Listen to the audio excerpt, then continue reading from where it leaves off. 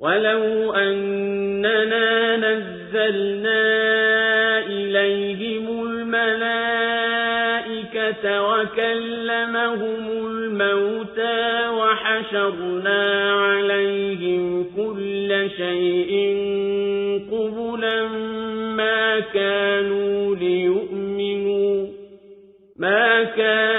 ليؤمنوا إلا أن يشاء الله ولكن أكثرهم يجهلون وكذلك جعلنا لكل نبي عدوا شياطين الإنس والجن يوحي بعضهم إلى بعض زخرف القول غرورا ولو شاء ربك ما فعلوه فذرهم وما يفترون।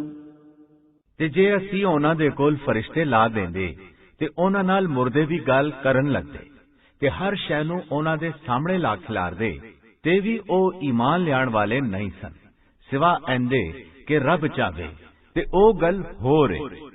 ਪਰ ਇਹਨਾਂ ਵਿੱਚੋਂ ਬਹੁਤੇ ਲੋਕੀ ਘੱਟ ਅਕਲ ਵਾਲੇ ਨੇ ਤੇ ਅਸੀਂ ਪਹਿਲਾਂ ਵੀ ਇੰਜ ਹੀ ਹਰ ਨਬੀ ਦੇ इंसान ते जिन शैताना विचों दुश्मन बनाए सन जिहड़े धोखा देण लई एक दूजे दे दिल विच झूठियां गल्लां पांदे सन ते जे तुहाडा रब चाहंदा ते ओह इहो जिहा काम ना करदे।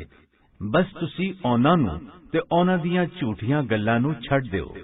وَلِتَصْغَى إِلَيْهِ أَفْئِدَةُ الَّذِينَ لَا يُؤْمِنُونَ بِالْآخِرَةِ وَلِيَرْضَوْهُ وَلِيَقْتَرِفُوا مَا هُمْ مُقْتَرِفُونَ أَفَغَيْرَ اللَّهِ أَبْتَغِي حَكَمًا وَهُوَ الَّذِي أَنزَلَ إِلَيْكُمُ الْكِتَابَ مُفَصَّلًا وَالَّذِينَ آتَيْنَاهُمُ الْكِتَابَ يَعْلَمُونَ أَنَّهُ مُنَزَّلٌ مِّن رَّبِّكَ بِالْحَقِّ فَلَا تَكُونَنَّ مِنَ الْمُمْتَرِينَ।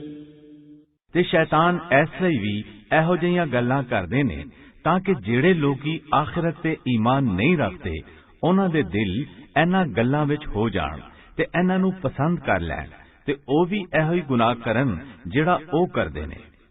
ਐ ਸਾਡੇ ਰਸੂਲ ਸੱਲੱਲਾਹੁ ਅਲੈਹਿ ਵਸੱਲਮ ਤੁਸੀਂ ਇਹਨਾਂ ਨੂੰ ਆਖੋ ਕਿ ਮੈਂ ਰੱਬ ਦੇ ਸਿਵਾ ਕੋਈ ਹੋਰ ਸਾਡੇ ਵਿੱਚੋਂ ਫੈਸਲਾ ਕਰਨ ਵਾਲਾ ਲੱਭਲਾਂ। ਹਾਲਾਂ ਉਸੇ ਨੇ ਤੁਹਾਡੇ ਲਈ ਉਹ ਕਿਤਾਬ ਲਾਈ ਏ ਜਿੰਦੇ ਵਿੱਚ ਹਰ ਗੱਲ ਖੁੱਲ ਕੇ ਦੱਸੀ ਗਈ ਏ ਤੇ ਜਿਹੜੇ ਲੋਕਾਂ ਨੂੰ ਅਸੀਂ ਪਹਿਲੇ ਜ਼ਮਾਨੇ ਵਿੱਚ ਕਿਤਾਬ ਦਿੱਤੀ ਸੀ ਉਹ ਜਾਣਦੇ ਨੇ ਕਿ ਇਹ ਕਿਤਾਬ ਤੁਹਾਡੇ ਰੱਬ ਵੱਲੋਂ ਸੱਚਾਈ ਦੇ ਨਾਲ ਲਾਈ ਗਈ ਏ। ਬਸ ਤੁਸੀਂ ਸ਼ੱਕ ਕਰਨ ਵਾਲਿਆਂ ਵਿੱਚੋਂ ਨਾ ਹੋ ਜਾਓ। وَتَمَّتْ كَلِمَةُ رَبِّكَ صِدْقًا وَعَدْلًا لَا مُبَدِّلَ لِكَلِمَاتِهِ وَهُوَ السَّمِيعُ الْعَلِيمُ وَإِن تُطِعْ أَكْثَرَ مَن فِي الْأَرْضِ يُضِلُّوكَ عَن سَبِيلِ اللَّهِ إِن يَتَّبِعُونَ إِلَّا الظَّنَّ وَإِنْ هُمْ إِلَّا يَخْرُصُونَ। ਤੇ ਤੁਹਾਡੇ ਰੱਬ ਦਾ ਕਲਾਮ ਸੱਚਾਈ ਤੇ ਇਨਸਾਫ ਦੇ ਲਿਹਾਜ਼ ਨਾਲ ਮੁਕੰਮਲ ਹੈ। ਉਹਦੇ ਕਲਾਮ ਨੂੰ ਕੋਈ ਬਦਲਣ ਵਾਲਾ ਨਹੀਂ ਹੈ ਤੇ ਉਹ ਬਹੁਤ ਸੁਣਨ ਵਾਲਾ ਬਹੁਤ ਜਾਣਨ ਵਾਲਾ ਹੈ। ਤੇ ਜੇ ਤੁਸੀਂ ਉਹਨਾਂ ਲੋਕਾਂ ਦੀ ਗੱਲ ਮੰਨੋਗੇ ਜਿਹੜੇ ਜ਼ਮੀਨ ਵਿੱਚ ਬਹੁਤੇ ਨੇ ਤੇ ਉਹ ਤੁਹਾਨੂੰ ਰੱਬ ਦੀ ਰਾਹ ਤੋਂ ਹਟਾ ਦੇਣਗੇ। ਉਹ ਲੋਕੀ ਸਿਰਫ ਸ਼ੱਕ ਦੇ ਪਿੱਛੇ ਟੁਰਦੇ ਨੇ ਤੇ ਸਾਫ਼ ਝੂਠੀਆਂ ਗੱਲਾਂ ਕਰਦੇ ਨੇ। إِنَّ رَبَّكَ هُوَ أَعْلَمُ مَن يَضِلُّ عَن سَبِيلِهِ وَهُوَ أَعْلَمُ بِالْمُهْتَدِينَ فَكُلُوا مِمَّا ذُكِرَ اسْمُ اللَّهِ عَلَيْهِ إِن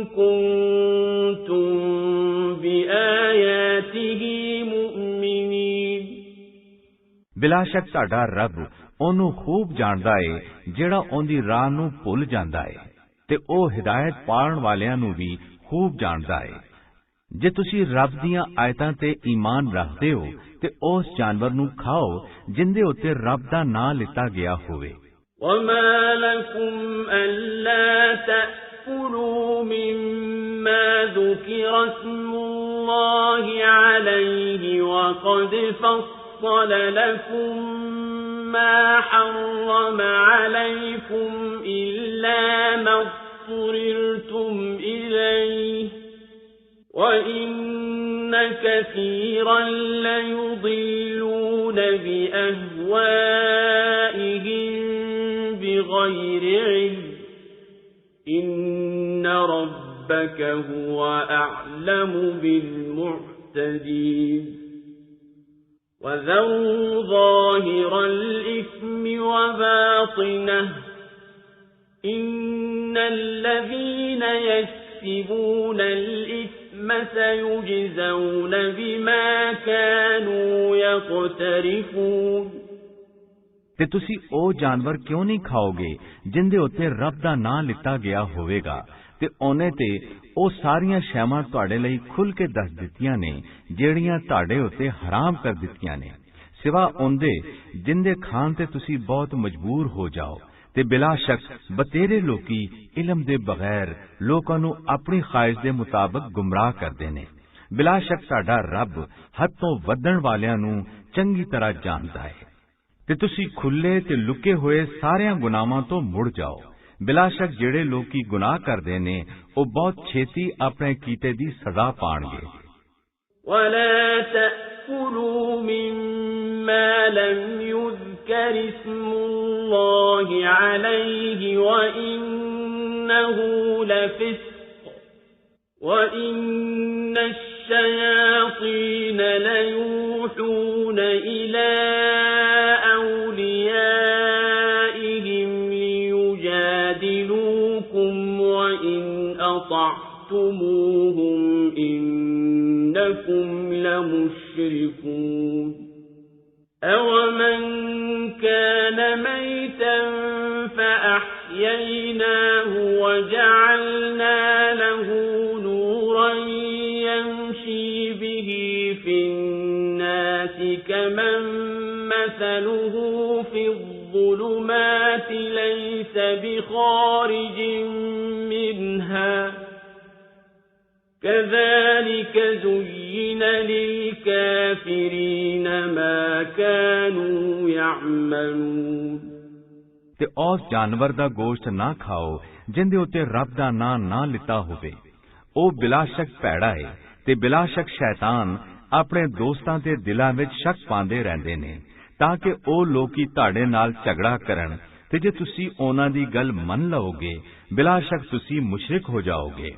ਕਿ ਜਿਹੜਾ ਬੰਦਾ ਮੁਰਦਾ ਸੀ ਤੇ ਅਸੀਂ ਉਹਨੂੰ ਜਿਉਂਦਾ ਕੀਤਾ ਤੇ ਉਹਦੇ ਲਈ ਅਸੀਂ ਇੱਕ ਨੂਰ ਦਿੱਤਾ ਜਿੰਨੀ ਮਦਦ ਨਾਲ ਉਹ ਲੋਕਾਂ ਵਿੱਚ ਟੁਰਦਾ ਏ।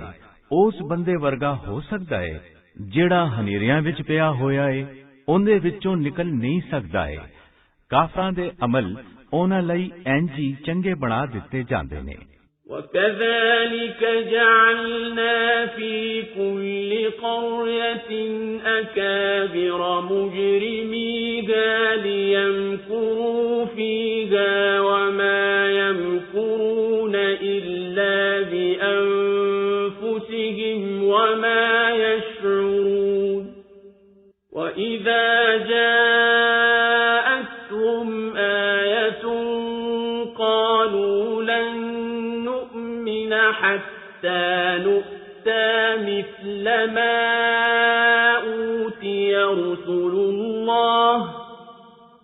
اللَّهُ أَعْلَمُ حَيْثُ يَجْعَلُ رِسَالَتَهُ سَيُصِيبُ الَّذِينَ أَجْرَمُوا صَغَارٌ عِندَ اللَّهِ وَعَذَابٌ شَدِيدٌ بِمَا كَانُوا يَمْكُرُونَ ਤੇ ਇੰਜ ਹੀ ਅਸੀਂ ਹਰ ਬਸਤੀ ਦੇ ਮੁਜਰਮਾਂ ਨੂੰ ਉਥੇ ਦਾ ਵੱਡਾ ਬਣਾਉਂਦੇ ਹਾਂ ਤਾਂ ਕਿ ਉਹਦੇ ਵਿੱਚ ਰੱਬ ਦੇ ਦੀਨ ਦੇ ਖਿਲਾਫ ਮਨਸੂਬੇ ਬਣਾਉਣ, ਹਾਲਾਂ ਉਹਨਾਂ ਦੇ ਮਨਸੂਬੇ ਆਪ ਉਹਨਾਂ ਦੇ ਖਿਲਾਫ ਪੈਂਦੇ ਨੇ, ਪਰ ਉਹਨਾਂ ਨੂੰ ਇਹਦਾ ਇਲਮ ਨਹੀਂ ਹੁੰਦਾ ਹੈ।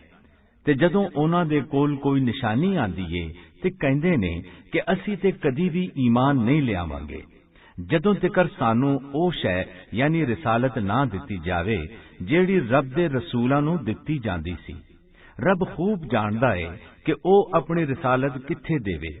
ਬਹੁਤ ਛੇਤੀ ਇਹਨਾਂ ਮੁਜਰਮਾਂ ਨੂੰ ਰੱਬ ਦੇ ਨੇੜੇ ਇਹਨਾਂ ਦੇ ਧੋਖੇ ਤੇ ਫਰੇਬ ਦੀ ਵਜ੍ਹਾ ਨਾਲ ਬਦਨਾਮੀ ਤੇ ਡਾਢੇ ਅਜ਼ਾਬ ਦਾ ਸਾਹਮਣਾ ਕਰਨਾ ਪਵੇਗਾ। فَمَن يُرِدِ اللَّهُ أَن يَهْدِيَهُ يَشْرَحْ صَدْرَهُ لِلْإِسْلَامِ وَمَن يُرِدْ أَن يُضِلَّهُ يَجْعَلْ صَدْرَهُ ضَيِّقًا حَرَجًا كَأَنَّمَا يَصَّعَّدُ فِي السَّمَاءِ كَذَلِكَ يَجْعَلُ اللَّهُ الرِّجْسَ عَلَى الَّذِينَ لَا يُؤْمِنُونَ وَهَذَا صِرَاطُ رَبِّكَ مُسْتَقِيمًا قَدْ فَصَّلْنَا الْآيَاتِ لِقَوْمٍ يَذَّكَّرُونَ ਤੇ ਜਿਹਨੂੰ ਰੱਬ ਹਿਦਾਇਤ ਦੇਣਾ ਚਾਹੁੰਦਾ ਹੈ ਉਹਦਾ ਸੀਨਾ ਇਸਲਾਮ ਲਈ ਖੋਲ ਦਿੰਦਾ ਹੈ ਤੇ ਜਿਹਨੂੰ ਗੁੰਮਰਾਹ ਕਰਨਾ ਚਾਹੁੰਦਾ ਹੈ ਉਹਦੇ ਸੀਨੇ ਨੂੰ ਕੱਟ ਤੇ ਤੰਗ ਬਣਾ ਦਿੰਦਾ ਹੈ। ਜਿਸ ਤਰ੍ਹਾਂ ਉਹ ਅਸਮਾਨ ਵੱਲ ਚੜਨ ਦੀ ਕੋਸ਼ਿਸ਼ ਕਰ ਰਿਹਾ ਹੈ, ਰੱਬ ਇੰਜੀ ਉਹਨਾਂ ਲੋਕਾਂ ਉੱਤੇ ਜਿਹੜੇ ਈਮਾਨ ਨਹੀਂ ਲਿਆਂਦੇ ਨੇ ਅਜ਼ਾਬ ਲਾਵੇਗਾ। ਤੇ ਇਹ ਦੀਨ ਇਸਲਾਮ ਤੁਹਾਡੇ ਰੱਬ ਦੀ ਰਾਹ ਹੈ ਜਿਹੜੀ ਸਿੱਧੀ ਹੈ। ਅਸੀਂ ਉਹਨਾਂ ਲੋਕਾਂ ਲਈ ਜਿਹੜੇ ਨਸੀਹਤ ਨੂੰ ਮੰਨਦੇ ਨੇ ਆਪਣੀਆਂ ਆਇਤਾਂ ਨੂੰ ਖੋਲ ਕੇ ਦੱਸ ਦਿੱਤਾ ਹੈ। لهم دار السلام عند ربهم وهو وليهم بما كانوا يعملون ويوم يحشرهم جميعا يا معشر الجن قد استكثرتم من الإنس وقال أولياؤهم من الإنس ربنا استمتع بعضنا ببعض وبلغنا أجلنا الذي أجلت لنا قال النار مثواكم خالدين فيها إلا ما شاء الله إن ربك حكيم عليم ਉਹਨਾਂ ਨੂੰ ਆਪਣੇ ਰੱਬ ਦੇ ਕੋਲ ਸਲਾਮਤੀ ਦਾ ਘਰ ਮਿਲੇਗਾ ਤੇ ਉਹਨਾਂ ਦੇ ਚੰਗੇ ਕੰਮਾਂ ਦੀ ਵਜ੍ਹਾ ਨਾਲ ਉਹ ਉਹਨਾਂ ਦਾ ਦੋਸਤ ਤੇ ਕੰਮ ਬਣਾਉਣ ਵਾਲਾ ਹੈ। ਤੇ ਜਿਸ ਦਿਹਾੜੇ ਰੱਬ ਸਾਰਿਆਂ ਜਿੰਨਾਂ ਤੇ ਇਨਸਾਨਾਂ ਨੂੰ ਇਕੱਠਾ ਕਰੇਗਾ ਤੇ ਆਖੇਗਾ ਕਿ ਇਹ ਜਿੰਨਾਂ ਦੀ ਜਮਾਤ ਤੁਸੀਂ ਤੇ ਬਹੁਤ ਸਾਰਿਆਂ ਇਨਸਾਨਾਂ ਨੂੰ ਆਪਣਾ ਤਾਬੇਦਾਰ ਬਣਾ ਲਿਆ ਤੇ ਇਨਸਾਨਾਂ ਵਿੱਚੋਂ ਇਹਨਾਂ ਦੇ ਦੋਸਤ ਆਖਣਗੇ ਇਹ ਸਾਡੇ ਰੱਬ ਸਾਡੇ ਵਿੱਚੋਂ ਇੱਕ ਨੇ ਦੂਜੇ ਤੋਂ ਫਾਇਦਾ ਚੁੱਕਿਆ ਸੀ ਤੇ ਅਸੀਂ ਉਸ ਥਾਂ ਤੇ ਪਹੁੰਚ ਗਏ ਜਿਹੜੀ ਤੂੰ ਸਾਡੇ ਲਈ ਮੁਕਰਰ ਕੀਤੀ ਸੀ। ਰੱਬ ਆਖੇਗਾ ਕਿ ਤੁਹਾਡਾ ਟਿਕਾਣਾ ਅੱਗ ਹੈ ਜਿਹਦੇ ਵਿੱਚ ਹਮੇਸ਼ ਲਈ ਰਹੋਗੇ, ਪਰ ਰੱਬ ਜੋ ਚਾਹੇਗਾ ਉਹ ਹੋਣਾ ਹੈ, ਯਾਨੀ ਜਿਹਨੂੰ ਚਾਹੇਗਾ ਆਪਣੀ ਮਰਜ਼ੀ ਨਾਲ ਦੋਜ਼ਖ ਤੋਂ ਕੱਢ ਦੇਵੇਗਾ। ਬਿਲਾ ਸ਼ੱਕ ਸਾਡਾ ਰੱਬ ਬਹੁਤ ਅਕਲ ਵਾਲਾ ਚੋਖੇ ਇਲਮ ਵਾਲਾ ਹੈ। وَكَذَلِكَ نُوَلِّي بَعْضَ الظَّالِمِينَ بَعْضًا بِمَا كَانُوا يَكْسِبُونَ يَا مَعْشَرَ الْجِنِّ وَالْإِنسِ أَلَمْ يَأْتِكُمْ رُسُلٌ مِّنكُمْ يَقُصُّونَ عَلَيْكُمْ آيَاتِي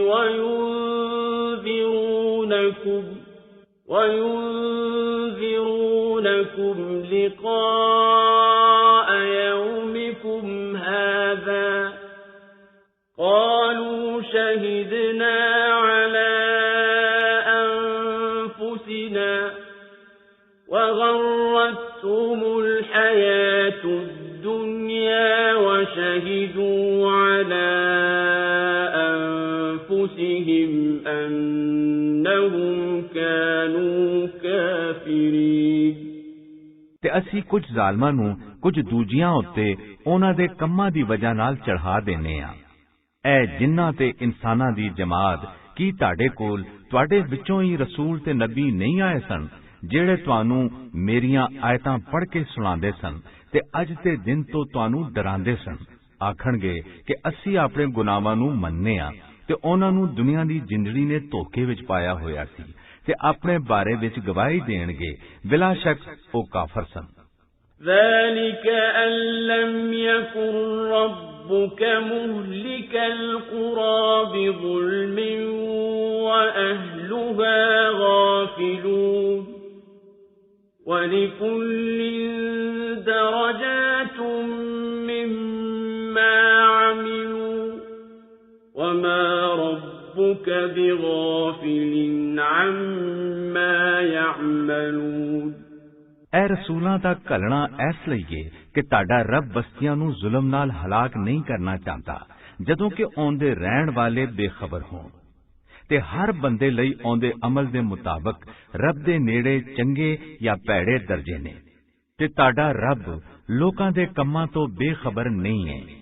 وَرَبُّكَ الْغَنِيُّ ذُو الرَّحْمَةِ إِن يَشَأْ يُذْهِبْكُمْ وَيَسْتَخْلِفْ مِن بَعْدِكُم مَّا يَشَاءُ كَمَا أَنشَأَكُم مِّن ذُرِّيَّةِ قَوْمٍ آخَرِينَ إِنَّمَا تُوعَدُونَ لَآتٍ وَمَا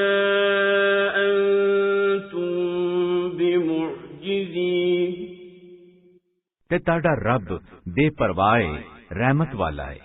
ਜੇ ਉਹ ਚਾਹੇਗਾ ਤੇ ਤੁਹਾਨੂੰ ਦੁਨੀਆ ਤੋਂ ਲੈ ਜਾਵੇਗਾ ਤੇ ਤੁਹਾਡੇ ਬਾਅਦ ਜਿੰਨੂੰ ਚਾਹੇਗਾ ਤੁਹਾਡੀ ਥਾਂ ਤੇ ਲੈ ਆਵੇਗਾ, ਜਿਸ ਤਰ੍ਹਾਂ ਉਹਨੇ ਤੁਹਾਨੂੰ ਦੂਜੀ ਕੌਮ ਦੀ ਔਲਾਦ ਵਿੱਚੋਂ ਪੈਦਾ ਕੀਤਾ ਸੀ। ਬਿਲਾ ਸ਼ੱਕ ਜਿਹੜੀ ਕਿਆਮਤ ਦਾ ਤੁਹਾਡੇ ਨਾਲ ਵਾਅਦਾ ਕੀਤਾ ਗਿਆ ਹੈ ਉਹ ਜ਼ਰੂਰ ਆਵੇਗੀ ਤੇ ਤੁਸੀਂ ਸਾਨੂੰ ਆਜਜ਼ ਨਹੀਂ ਕਰ ਸਕਦੇ ਹੋ।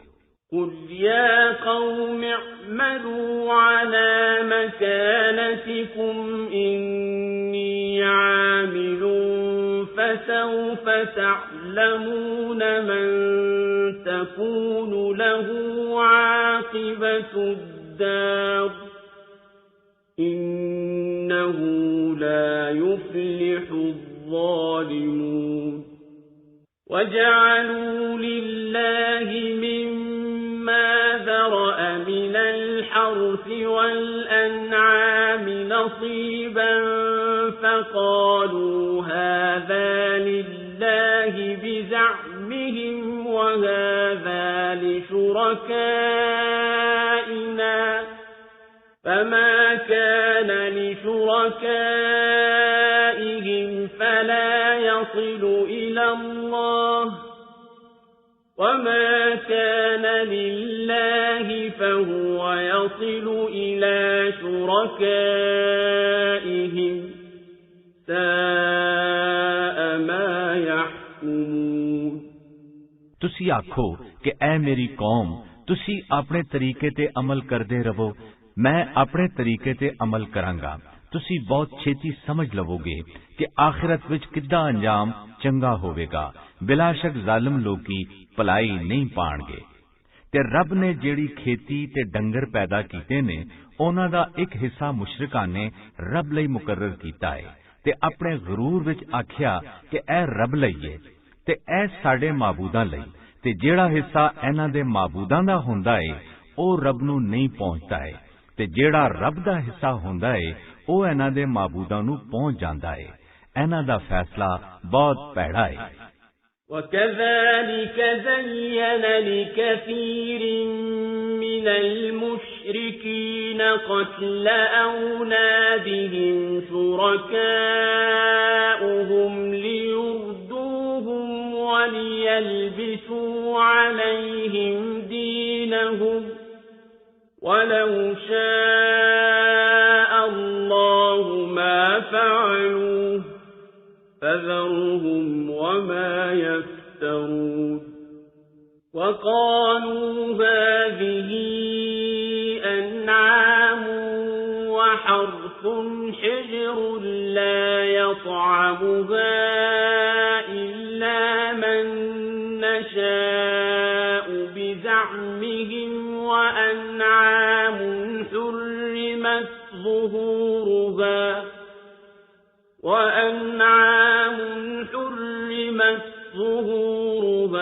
وأنعام لا يذكرون اسم الله عليها افتراء عليه سيجزيهم بما كانوا يفترون ਤੇ ਐਂਜੀ ਬਤੇਰੇ ਮੁਸ਼ਰਿਕਾਂ ਦੀ ਨਜ਼ਰ ਵਿੱਚ ਉਹਨਾਂ ਦੇ ਮਾਬੂਦਾਂ ਨੇ ਉਹਨਾਂ ਦੀ ਔਲਾਦ ਦੇ ਕਤਲ ਨੂੰ ਚੰਗਾ ਬਣਾ ਦਿੱਤਾ ਹੈ ਤਾਂ ਕਿ ਉਹਨਾਂ ਨੂੰ ਕਤਲ ਕਰਨ ਤੇ ਉਹਨਾਂ ਦੇ ਦੀਨ ਵਿੱਚ ਸ਼ਿਰਕ ਵਾਲੇ ਕੰਮਾਂ ਨੂੰ ਸ਼ਾਮਲ ਕਰ ਲੈਣ ਤੇ ਜੇ ਰੱਬ ਚਾਹੁੰਦਾ ਤੇ ਉਹ ਲੋਕੀ ਇੰਜ ਨਾ ਕਰਦੇ।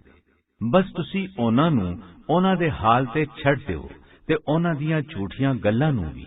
ਤੇ ਕਹਿੰਦੇ ਨੇ ਕਿ ਇਹ ਡੰਗਰ ਤੇ ਫਸਲਾਂ ਬੁੱਤਾਂ ਲਈ ਮੁਕਰਰ ਨੇ ਤੇ ਆਪਣੇ ਗਰੂਰ ਵਿੱਚ ਕਹਿੰਦੇ ਨੇ ਕਿ ਇਹਨੂੰ ਉਹੀ ਖਾਵੇਗਾ ਜਿਹਨੂੰ ਅਸੀਂ ਚਾਹਾਂਗੇ। ਤੇ ਕੁਝ ਡੰਗਰਾਂ ਬਾਰੇ ਕਹਿੰਦੇ ਨੇ ਕਿ ਇਹਨਾਂ ਉੱਤੇ ਸਵਾਰੀ ਤੇ ਮਾਲ ਢੋਣਾ ਹਰਾਮ ਕਰ ਦਿੱਤਾ ਗਿਆ ਹੈ। ਤੇ ਕੁਝ ਜਾਨਵਰ ਇਹੋ ਜਿਹੇ ਨੇ ਜਿਨ੍ਹਾਂ ਨੂੰ ਜ਼ਬਾ ਕਰਨ ਵੇਲੇ ਉਹ ਰੱਬ ਦਾ ਨਾਂ ਨਹੀਂ ਲੈਂਦੇ ਨੇ। ਇਹ ਸਾਰੀ ਰੱਬ ਦੇ ਬਾਰੇ ਝੂਠੀ ਗੱਲ ਹੈ। ਬਹੁਤ ਛੇਤੀ ਰੱਬ ਉਹਨਾਂ ਨੂੰ ਉਹਨਾਂ ਦੀਆਂ ਝੂਠੀਆਂ ਗੱਲਾਂ ਦੀ ਸਜ਼ਾ ਦੇਵੇਗਾ। وَقَالُوا مَا فِي بُطُونِ هَٰذِهِ الْأَنْعَامِ خَالِصَةٌ لِّذُكُورِنَا وَمُحَرَّمٌ عَلَىٰ أَزْوَاجِنَا وَإِن يَكُن مَّيْتَةً فَهُمْ فِيهِ شُرَكَاءُ سَيَجْزِيهِمْ وَصْفَهُمْ إنه حكيم عليم قد خسر الذين قتلوا أولادهم سفها بغير علم وحرموا ما رزقهم الله افتراء على الله قد ضلوا وما كانوا مهتدين ਤੇ ਕਹਿੰਦੇ ਨੇ ਕਿ ਇਹਨਾਂ ਬੁੱਤਾਂ ਲਈ ਰੱਖੇ ਹੋਏ ਡੰਗਰਾਂ ਦੇ ਢਿੱਡ ਵਿੱਚ ਜਿਹੜਾ ਬੱਚਾ ਹੈ ਉਹ ਸਿਰਫ ਸਾਡੇ ਮਰਦਾਂ ਲਈ ਹੈ।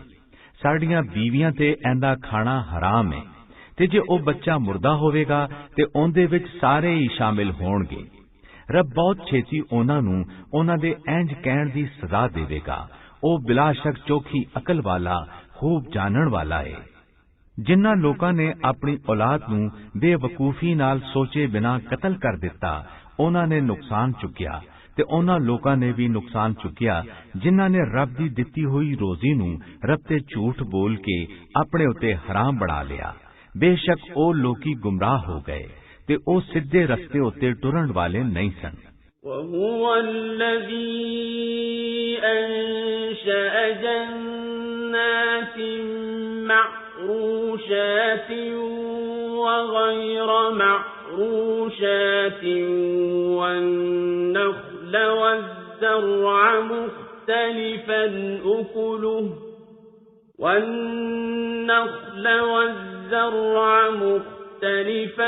أكله والزيتون والرمان متشابها وغير متشابه كلوا من ثمره إذا أثمر وآتوا حقه يوم حصاده ولا تسرفوا إنه لا يحب المسرفين ومن الأنعام حمولة وفرشا كلوا مما رزقكم الله ولا تتبعوا خطوات الشيطان إنه لكم عدو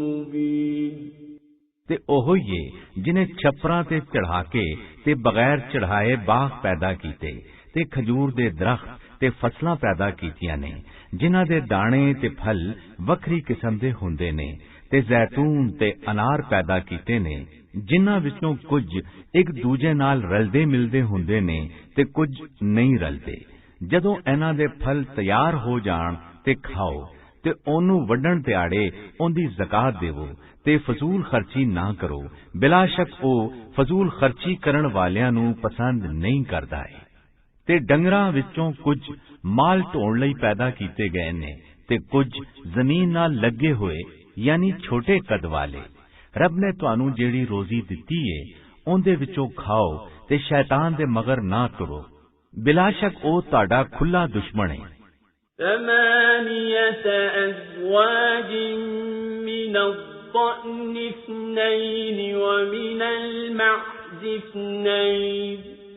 قل أذكرين حرم أم الأنثيين أما اشتملت عليه أرحام الأنثيين نبئوني بعلم إن كنتم صادقين ومن الإبل اثنين ومن البقر اثنين قل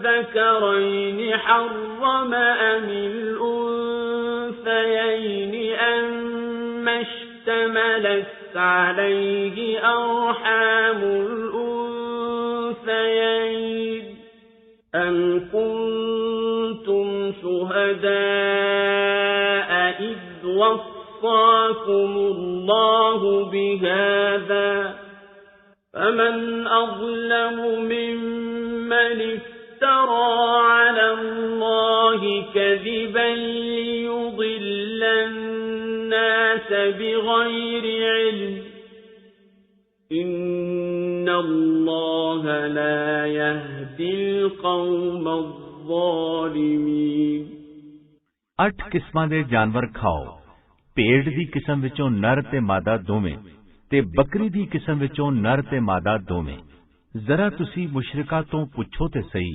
ਕਿ ਰੱਬ ਨੇ ਦੋਵੇਂ ਨਰਾਂ ਨੂੰ ਹਰਾਮ ਕੀਤਾ ਹੈ ਜਾਂ ਦੋਵੇਂ ਮਾਦੀਆਂ ਨੂੰ ਜਾਂ ਉਹਨਾਂ ਬੱਚਿਆਂ ਨੂੰ ਜਿਹੜੇ ਦੋਵੇਂ ਮਾਦੀਆਂ ਦੇ ਢਿੱਡ ਵਿੱਚ ਹੁੰਦੇ ਨੇ ਜੇ ਸੱਚੇ ਹੋ ਤੇ ਮੈਨੂੰ ਕਿਸੇ ਇਲਮ ਦੀ ਖਬਰ ਦਿਓ ਤੇ ਊਂਠ ਦੀ ਕਿਸਮ ਵਿੱਚੋਂ ਨਰ ਤੇ ਮਾਦਾ ਦੋਵੇਂ ਤੇ ਗਾਂ ਦੀ ਕਿਸਮ ਵਿੱਚੋਂ ਨਰ ਤੇ ਮਾਦਾ ਦੋਵੇਂ ਜ਼ਰਾ ਤੁਸੀਂ ਇਹਨਾਂ ਤੋਂ ਪੁੱਛੋ ਤੇ ਸਹੀ ਕਿ ਰੱਬ ਨੇ ਦੋਵਾਂ ਨਰਾਂ ਨੂੰ ਹਰਾਮ ਕੀਤਾ ਹੈ ਜਾਂ ਦੋਵਾਂ ਮਾਦੀਆਂ ਨੂੰ ਜਾਂ ਉਹਨਾਂ ਬੱਚਿਆਂ ਨੂੰ ਜਿਹੜੇ ਦੋਵੇਂ ਮਾਦੀਆਂ ਦੇ ਢਿੱਡ ਵਿੱਚ ਹੁੰਦੇ ਨੇ ਕੀ ਜਦੋਂ ਰੱਬ ਨੇ ਤੁਹਾਨੂੰ ਕੁਝ ਜਾਨਵਰਾਂ ਨੂੰ ਹਲਾਲ ਤੇ ਕੁਝ ਨੂੰ ਹਰਾਮ ਕਰਨ ਦਾ ਇਖਤਿਆਰ ਦਿੱਤਾ ਸੀ ਤੇ ਤੁਸੀਂ ਲੋਕੀ ਉਸ ਵੇਲੇ ਮੌਜੂਦ ਸੋ ਬਸ ਉਸ ਤੋਂ ਵੱਡਾ ਜ਼ਾਲਿਮ ਕੌਣ ਹੋਵੇਗਾ ਜਿਹੜਾ ਰੱਬ ਦੇ ਬਾਰੇ ਝੂਠ ਬੋਲਦਾ ਹੈ ਤਾਂ ਕਿ ਲੋਕਾਂ ਨੂੰ ਸਮਝੇ ਬਗੈਰ ਗੁੰਮਰਾਹ ਕਰੇ ਬਿਲਾ ਸ਼ੱਕ ਰੱਬ ਜ਼ਾਲਮਾਂ ਨੂੰ ਹਿਦਾਇਤ ਨਹੀਂ ਦਿੰਦਾ ਹੈ قُلْ لَا أَجِدُ فِيمَا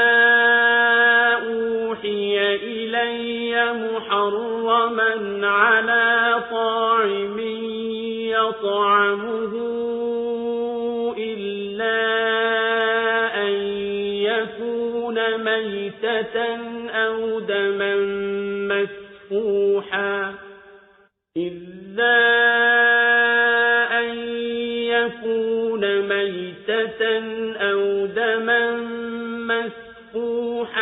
أو لحم خنزير فإنه رجس أو فسقا أهل لغير الله به فمن اضطر غير باغ ولا عاد فإن ربك غفور رحيم ਤੁਸੀਂ ਆਖ ਦੇਵੋ ਕਿ ਜਿਹੜੀ ਕਿਤਾਬ ਮੈਨੂੰ ਵਹੀ ਦੀ ਰਾਹੀਂ ਦਿੱਤੀ ਗਈ ਏ ਉਹਦੇ ਵਿੱਚ ਕਿਸੇ ਖਾਣ ਵਾਲੇ ਲਈ ਕੋਈ ਸ਼ੈ ਹਰਾਮ ਨਹੀਂ ਲੱਭਣਾ ਵਾ, ਸਿਵਾਏ ਇਹਦੇ ਕਿ ਕੋਈ ਮੁਰਦਾਰ ਜਾਨਵਰ ਹੋਵੇ ਜਾਂ ਵਗਦਾ ਖੂਨ ਜਾਂ ਖੰਜ਼ੀਰ ਦਾ ਗੋਸ਼ਤ ਹੋਵੇ, ਕਿਉਂਕਿ ਉਹ ਨਾਪਾਕ ਹੈ, ਜਾਂ ਇਹੋ ਜਿਹਾ ਜਾਨਵਰ ਜਿਹੜਾ ਰੱਬ ਦੇ ਸਿਵਾ ਕਿਸੇ ਹੋਰ ਦੇ ਨਾਂ ਤੇ ਛੱਡਿਆ ਗਿਆ ਹੋਵੇ। ਜਿਹੜਾ ਬੰਦਾ ਬਹੁਤ ਮਜਬੂਰੀ ਦੀ ਹਾਲਤ ਵਿੱਚ ਕੋਈ ਹਰਾਮ ਸ਼ੈ ਇਸਤੇਮਾਲ ਕਰ ਲਵੇਗਾ, ਨਾਫਰਮਾਨ ਨਹੀਂ ਹੋਵੇਗਾ ਤੇ ਨਾ ਹੀ ਹੱਦ ਤੋਂ ਵਧਣ ਵਾਲਾ, ਤੇ ਬਿਲਾ ਸ਼ੱਕ ਤੁਹਾਡਾ ਰੱਬ ਬਹੁਤ ਮਾਫ ਕਰਨ ਵਾਲਾ, ਚੋਖਾ ਰਹਿਮ ਕਰਨ ਵਾਲਾ ਹੈ। وعلى الذين هادوا حرمنا كل ذي ظفر ومن البقر والغنم حرمنا عليهم شحومهما إلا ما حملت ظهورهما أو الحوايا أو ما اختلط بعظم ذلك جزيناهم ببغيهم وإنا لصادقون فإن كذبوك فقل ربكم ذو رحمة واسعة ولا يرد بأسه عن القوم المجرمين ਤੇ ਅਸੀਂ ਯਹੂਦੀਆਂ ਉੱਤੇ ਹਰ ਨੌ ਵਾਲਾ ਜਾਨਵਰ ਹਰਾਮ ਕਰ ਦਿੱਤਾ ਸੀ, ਤੇ ਅਸੀਂ ਉਹਨਾਂ ਉੱਤੇ ਗਾਂ ਤੇ ਬੱਕਰੀ ਦੀ ਚਰਬੀ ਹਰਾਮ ਕਰ ਦਿੱਤੀ ਸੀ, ਸਿਵਾ ਉਸ ਚਰਬੀ ਦੇ ਜਿਹੜੀ ਉਹਨਾਂ ਦੀ ਕੰਡ ਜਾਂ ਆਂਦਰਾਂ ਨਾਲ ਲੱਗੀ ਹੁੰਦੀ ਏ, ਜਾਂ ਜਿਹੜੀ ਹੱਡੀ ਦੇ ਨਾਲ ਲੱਗੀ ਹੁੰਦੀ ਏ। ਅਸੀਂ ਇਹ ਸਜ਼ਾ ਉਹਨਾਂ ਨੂੰ ਉਹਨਾਂ ਦੀ ਬਗਾਵਤ ਦੀ ਵਜ੍ਹਾ ਨਾਲ ਦਿੱਤੀ ਸੀ, ਤੇ ਅਸੀਂ ਬਿਲਾ ਸ਼ੱਕ ਸੱਚੇ ਹਾਂ। ਬਸ ਜੇ ਉਹ ਲੋਕੀ ਤੁਹਾਨੂੰ ਝੁਟਲਾਣ ਤੇ ਆਖ ਦਿਓ ਕਿ ਤੁਹਾਡਾ ਰੱਬ ਬਹੁਤ ਹੀ ਚੋਖੀ ਰਹਿਮਤ ਵਾਲਾ ਹੈ, ਤੇ ਉਹਦਾ ਅਜ਼ਾਬ ਮੁਜਰਮਾਂ ਤੋਂ ਨਹੀਂ ਟਾਲਿਆ ਜਾਏਗਾ। سيقول الذين أشركوا لو شاء الله ما أشركنا ولا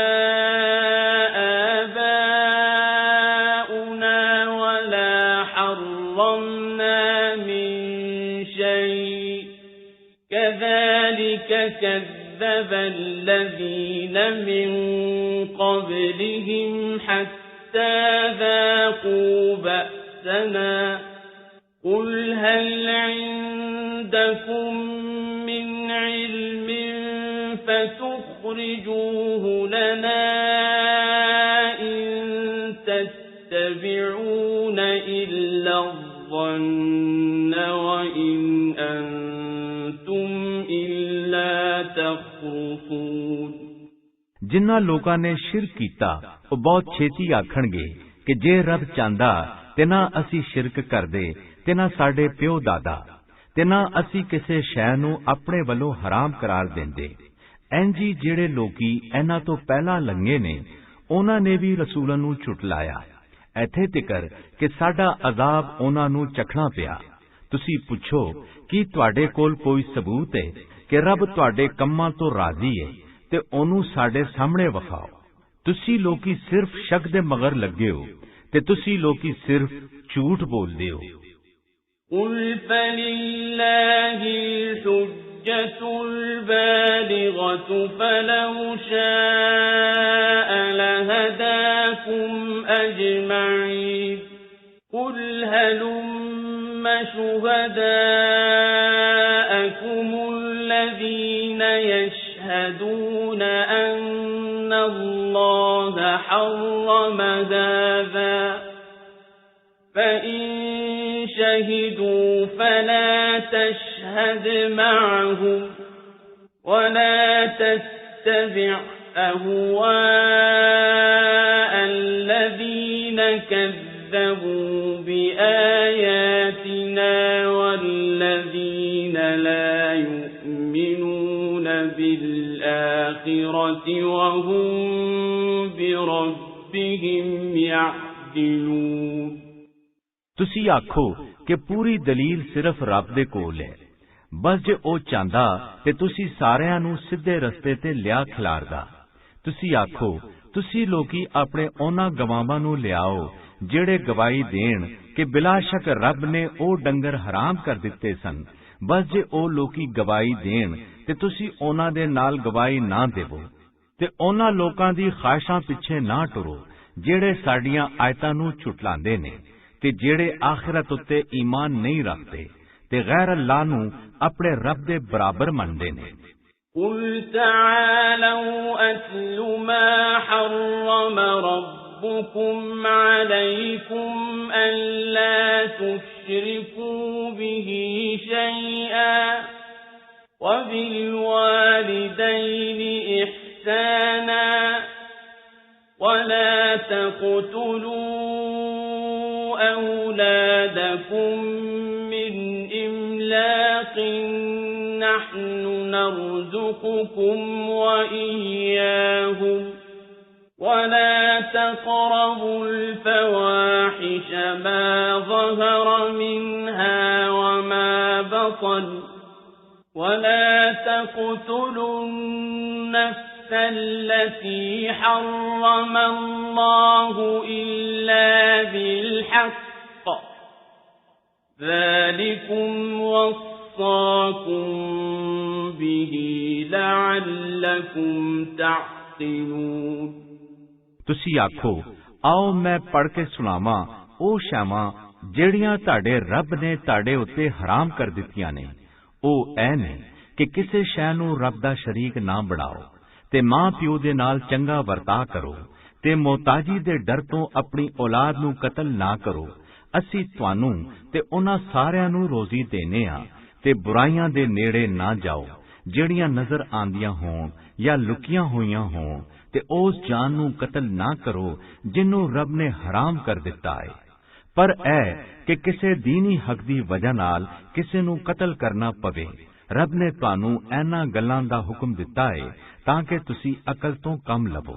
وَلَا تَقْرَبُوا مَالَ الْيَتِيمِ إِلَّا بِالَّتِي هِيَ أَحْسَنُ حَتَّى يَبْلُغَ أَشُدَّهُ وَأَوْفُوا الْكَيْلَ وَالْمِيزَانَ بِالْقِسْطِ لَا نُكَلِّفُ نَفْسًا إِلَّا وُسْعَهَا وَإِذَا قُلْتُمْ فَاعْدِلُوا وَلَوْ كَانَ ذَا قُرْبَى وَبِعَهْدِ اللَّهِ أَوْفُوا ذَلِكُمْ وَصَّاكُمْ بِهِ لَعَلَّكُمْ تَذَكَّرُونَ। ਤੇ ਯਤੀਮ ਦੇ ਮਾਲ ਦੇ ਨੇੜੇ ਨਾ ਜਾਓ ਪਰ ਇਸ ਤਰ੍ਹਾਂ ਕਿ ਜਿਹੜਾ ਉਹਦੇ ਹੱਕ ਵਿੱਚ ਚੰਗਾ ਹੋਵੇ ਇੱਥੇ ਤਿਕਰ ਕਿ ਉਹ ਜਵਾਨ ਹੋ ਜਾਵੇ ਤੇ ਨਾਪ ਤੇ ਤੋਲ ਇਨਸਾਫ ਦੇ ਨਾਲ ਪੂਰਾ ਕਰੋ। ਅਸੀਂ ਕਿਸੇ ਉੱਤੇ ਉਹਦੀ ਤਾਕਤ ਦੇ ਮੁਤਾਬਕ ਜ਼ਿੰਮੇਵਾਰੀ ਦੇਨੇ ਆ ਤੇ ਜਦੋਂ ਵੀ ਕੋਈ ਗੱਲ ਕਹੋ ਤੇ ਇਨਸਾਫ ਦੇ ਨਾਲ ਕਹੋ ਭਾਵੇਂ ਉਹਦੀ ਸੱਟ ਕਿਸੇ ਰਿਸ਼ਤੇਦਾਰ ਤੇ ਹੀ ਕਿਉਂ ਨਾ ਪਵੇ ਤੇ ਰੱਬ ਨਾਲ ਕੀਤੇ ਗਏ ਵਾਅਦੇ ਨੂੰ ਪੂਰਾ ਕਰੋ। ਰੱਬ ਨੇ ਤੁਹਾਨੂੰ ਇਹਨਾਂ ਗੱਲਾਂ ਦਾ ਹੁਕਮ ਦਿੱਤਾ ਹੈ ਤਾਂ ਕਿ ਤੁਸੀਂ ਨਸੀਹਤ ਹਾਸਿਲ ਕਰੋ। وَأَنَّ هَذَا صِرَاطِي مُسْتَقِيمًا فَاتَّبِعُوهُ وَلَا تَتَّبِعُوا السُّبُلَ فَتَفَرَّقَ بِكُمْ عَن سَبِيلِهِ ذَلِكُمْ وَصَّاكُمْ بِهِ لَعَلَّكُمْ تَتَّقُونَ ثُمَّ آتَيْنَا مُوسَى الْكِتَابَ تَمَامًا عَلَى الَّذِي أَحْسَنَ وَتَفْصِيلًا لِكُلِّ شَيْءٍ وَهُدًى وَرَحْمَةً لَعَلَّهُمْ بِلِقَاءِ رَبِّهِمْ يُؤْمِنُونَ। ਤੇ ਬਿਲਾ ਸ਼ੱਕ ਇਹੋ ਹੀ ਮੇਰੀ ਸਿੱਧੀ ਰਾਹ ਹੈ। ਬਸ ਤੁਸੀਂ ਇਹਦੇ ਮਗਰ ਹੀ ਟੁਰੋ ਤੇ ਦੂਜਿਆਂ ਤਰੀਕਿਆਂ ਤੇ ਨਾ ਟੁਰੋ ਜਿਹੜੇ ਤੁਹਾਨੂੰ ਉਹਦੀ ਸਿੱਧੀ ਰਾਹ ਤੋਂ ਵੱਖ ਕਰਦੇ ਹਨ। ਰੱਬ ਨੇ ਤੁਹਾਨੂੰ ਇਹਨਾਂ ਗੱਲਾਂ ਦਾ ਹੁਕਮ ਦਿੱਤਾ ਹੈ ਤਾਂ ਕਿ ਤੁਸੀਂ ਪਰਹੇਜ਼ਗਾਰੀ ਦੀ ਰਾਹ ਤੇ ਟੁਰੋ। ਫਿਰ ਅਸੀਂ ਮੂਸਾ ਨੂੰ ਵੀ ਕਿਤਾਬ ਦਿੱਤੀ ਸੀ।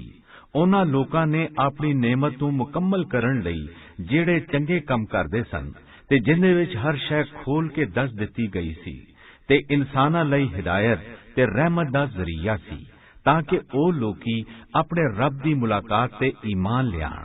وَهَذَا كِتَابٌ أَنزَلْنَاهُ مُبَارَكٌ فَاتَّبِعُوهُ وَاتَّقُوا لَعَلَّكُمْ تُرْحَمُونَ أَن تَقُولُوا إِنَّمَا أُنزِلَ الْكِتَابُ عَلَى طائفتين من قبلنا وإن كنا عن دراستهم لغافلين। ਤੇ ਇਹ ਕੁਰਾਨ ਇੱਕ ਮੁਬਾਰਕ ਕਿਤਾਬ ਹੈ ਜਿਹਨੂੰ ਅਸੀਂ ਲਾਇਆ ਹੈ। ਬਸ ਤੁਸੀਂ ਲੋਕੀ ਇਹਦੇ ਪਿੱਛੇ ਤੁਰੋ ਤੇ ਪਰਹੇਜ਼ਗਾਰੀ ਦੀ ਰਾਹ ਫੜੋ ਤਾਂ ਕਿ ਤੁਹਾਡੇ ਉੱਤੇ ਰੱਬ ਦੀ ਰਹਿਮਤ ਲੱਥੇ। ਤੇ ਅਸੀਂ ਇਹਨੂੰ ਇਸ ਲਈ ਲਾਇਆ ਹੈ ਤਾਂ ਕਿ ਤੁਸੀਂ ਇਹ ਨਾ ਆਖੋ ਕਿ ਅਸਮਾਨੀ ਕਿਤਾਬ ਤੇ ਸਾਡੇ ਤੋਂ ਪਹਿਲਾਂ ਸਿਰਫ 2 ਕੌਮਾਂ ਉੱਤੇ ਲਾਈ ਗਈ ਸੀ ਤੇ ਅਸੀਂ ਉਹਨਾਂ ਦੀ ਪੜਨ ਵਾਲੀ ਜ਼ਬਾਨ ਨੂੰ ਨਹੀਂ ਜਾਣਦੇ ਸਾਂ। أَوْ تَقُولُوا لَوْ أَنَّا أُنزِلَ عَلَيْنَا الْكِتَابُ لَكُنَّا أَهْدَى مِنْهُمْ فَقَدْ جَاءَكُمْ بَيِّنَةٌ مِّن رَّبِّكُمْ وَهُدًى وَرَحْمَةٌ فَمَنْ أَظْلَمُ مِمَّنْ كَذَّبَ بِآيَاتِ اللَّهِ وَصَدَفَ عَنْهَا سَنَجْزِي الَّذِينَ يَصْدِفُونَ عَنْ آيَاتِنَا سُوءَ الْعَذَابِ بِمَا كَانُوا يَصْدِفُونَ۔ ਜਾਂ ਤੁਸੀਂ ਇਹ ਨਾ ਆਖੋ ਕਿ ਜੇ ਸਾਡੇ ਉੱਤੇ ਵੀ ਕਿਤਾਬ ਲਾਈ ਗਈ ਹੁੰਦੀ ਤੇ ਅਸੀਂ ਉਹਨਾਂ ਤੋਂ ਵੱਧ ਹਿਦਾਇਤ ਵਾਲੇ ਹੁੰਦੇ। ਤੇ ਹੁਣ ਤੁਹਾਡੇ ਕੋਲ ਤੁਹਾਡੇ ਰੱਬ ਵੱਲੋਂ ਖੁੱਲੀ ਦਲੀਲ ਤੇ ਰਹਿਮਤ ਆ ਗਈ ਤੇ ਹੁਣ ਉਸ ਤੋਂ ਵੱਡਾ ਜ਼ਾਲਮ ਕਿਹੜਾ ਹੋਵੇਗਾ ਜਿਹੜਾ ਰੱਬ ਦੀਆਂ ਆਇਤਾਂ ਨੂੰ ਛੁਟਲਾਵੇਗਾ ਤੇ ਉਹਨਾਂ ਤੋਂ ਮੂੰਹ ਫੇਰੇਗਾ। ਅਸੀਂ ਬਹੁਤ ਛੇਤੀ ਇਹੋ ਜਿਹੇ ਲੋਕਾਂ ਨੂੰ ਜਿਹੜੇ ਸਾਡੀਆਂ ਆਇਤਾਂ ਤੋਂ ਮੂੰਹ ਫੇਰਦੇ ਨੇ ਉਹਨਾਂ ਦੇ ਮੂੰਹ ਫੇਰਨ ਦੇ ਨਤੀਜੇ ਵਿੱਚ ਬਹੁਤ ਭੈੜਾ ਅਜ਼ਾਬ ਦੇਵਾਂਗੇ। هل ينظرون إلا أن تأتيهم الملائكة أو يأتي ربك أو يأتي بعض آيات ربك يوم يأتي بعض آيات ربك لا ينفع نفسا إيمانها لم تكن آمنت من قبل أو كسبت في إيمانها خيرا قل انتظروا إنا منتظرون إن الذين فرقوا دينهم وكانوا شيعا لست منهم في شيء إنما أمرهم إلى الله ثم ينبئهم بما كانوا يفعلون। ਕੀ ਉਹ ਉਡੀਕਦੇ ਨੇ ਕਿ ਉਹਨਾਂ ਦੇ ਕੋਲ ਫਰਿਸ਼ਤੇ ਆ ਜਾਣ ਜਾਂ ਤੁਹਾਡਾ ਰੱਬ ਹੀ ਆ ਜਾਵੇ ਜਾਂ ਤੁਹਾਡੇ ਰੱਬ ਦੀਆਂ ਕੁਝ ਨਿਸ਼ਾਨੀਆਂ ਆ ਜਾਣ? ਜਿਸ ਦਿਹਾੜੇ ਤੁਹਾਡੇ ਰੱਬ ਦੀਆਂ ਕੁਝ ਨਿਸ਼ਾਨੀਆਂ ਆ ਜਾਣਗੀਆਂ ਉਸ ਦਿਹਾੜੇ ਕਿਸੇ ਦਾ ਈਮਾਨ ਕੰਮ ਨਹੀਂ ਆਵੇਗਾ ਜਿਹੜਾ ਉਸ ਤੋਂ ਪਹਿਲਾਂ ਈਮਾਨ ਨਹੀਂ ਲਿਆਇਆ ਸੀ ਜਾਂ ਜਿਨਨੇ ਈਮਾਨ ਲਿਆਉਣ ਤੋਂ ਬਾਅਦ ਕੋਈ ਚੰਗਾ ਕੰਮ ਨਹੀਂ ਕੀਤਾ ਸੀ। ਤੁਸੀਂ ਆਖ ਦੇਵੋ ਕਿ ਰੱਬ ਦੇ ਫੈਸਲੇ ਨੂੰ ਤੁਸੀਂ ਵੀ ਉਡੀਕੋ ਤੇ ਮੈਂ ਵੀ ਉਡੀਕ ਰਿਹਾ ਹਾਂ। ਬਿਲਾਸ਼ੱਕ ਜਿਨ੍ਹਾਂ ਲੋਕਾਂ ਨੇ ਆਪਣੇ ਦੀਨ ਵਿੱਚ ਇਖਤਲਾਫ ਪੈਦਾ ਕੀਤਾ ਤੇ ਜਮਾਤਾਂ ਵਿੱਚ ਵੰਡੇ ਗਏ, ਤੁਹਾਡਾ ਉਹਨਾਂ ਨਾਲ ਕੋਈ ਵਾਸਤਾ ਨਹੀਂ ਹੈ। ਉਹਨਾਂ ਦਾ ਮਾਮਲਾ ਰੱਬ ਦੇ ਸਪੁਰਦ ਹੈ, ਫਿਰ ਉਹੀ ਉਹਨਾਂ ਨੂੰ ਉਹਨਾਂ ਦੇ ਕੀਤੇ ਦੀ ਖਬਰ ਦੇਵੇਗਾ। من جاء بالحسنة فله عشر أمثالها ومن جاء بالسيئة فلا يجزى إلا مثلها وهم لا يظلمون قل إنني هداني ربي إلى صراط مستقيم دينا قيما ملة إبراهيم حنيفا وما كان من المشركين। ਜਿਹੜਾ ਬੰਦਾ ਨੇਕੀ ਕਰੇਗਾ ਤੇ ਉਹਨੂੰ ਉਹਦਾ 10 ਗੁਣਾ ਮਿਲੇਗਾ, ਤੇ ਜਿਹੜਾ ਬੁਰਾਈ ਕਰੇਗਾ ਤੇ ਉਹਨੂੰ ਉਸੇ ਦੇ ਬਰਾਬਰ ਸਜ਼ਾ ਦਿੱਤੀ ਜਾਵੇਗੀ, ਤੇ ਉਹਨਾਂ ਉਤੇ ਜ਼ੁਲਮ ਨਹੀਂ ਹੋਵੇਗਾ। ਤੁਸੀਂ ਆਖੋ ਕਿ ਮੇਰੇ ਰੱਬ ਨੇ ਸਿੱਧੀ ਰਾਹ ਯਾਨੀ ਮੁਕੰਮਲ ਦੀਨ ਵੱਲ ਮੇਰੀ ਰਹਿਨੁਮਾਈ ਕੀਤੀ ਹੈ, ਜਿਹੜਾ ਇਬਰਾਹੀਮ ਅਲੈਹਿਸਸਲਾਮ ਦਾ ਦੀਨ ਸੀ। ਉਹ ਇਬਰਾਹੀਮ ਜਿਹੜੇ ਸਿਰਫ ਰੱਬ ਦੀ ਇਬਾਦਤ ਕਰਨ ਵਾਲੇ ਸਨ ਤੇ ਮੁਸ਼ਰਿਕਾਂ ਵਿੱਚੋਂ ਨਹੀਂ ਸਨ।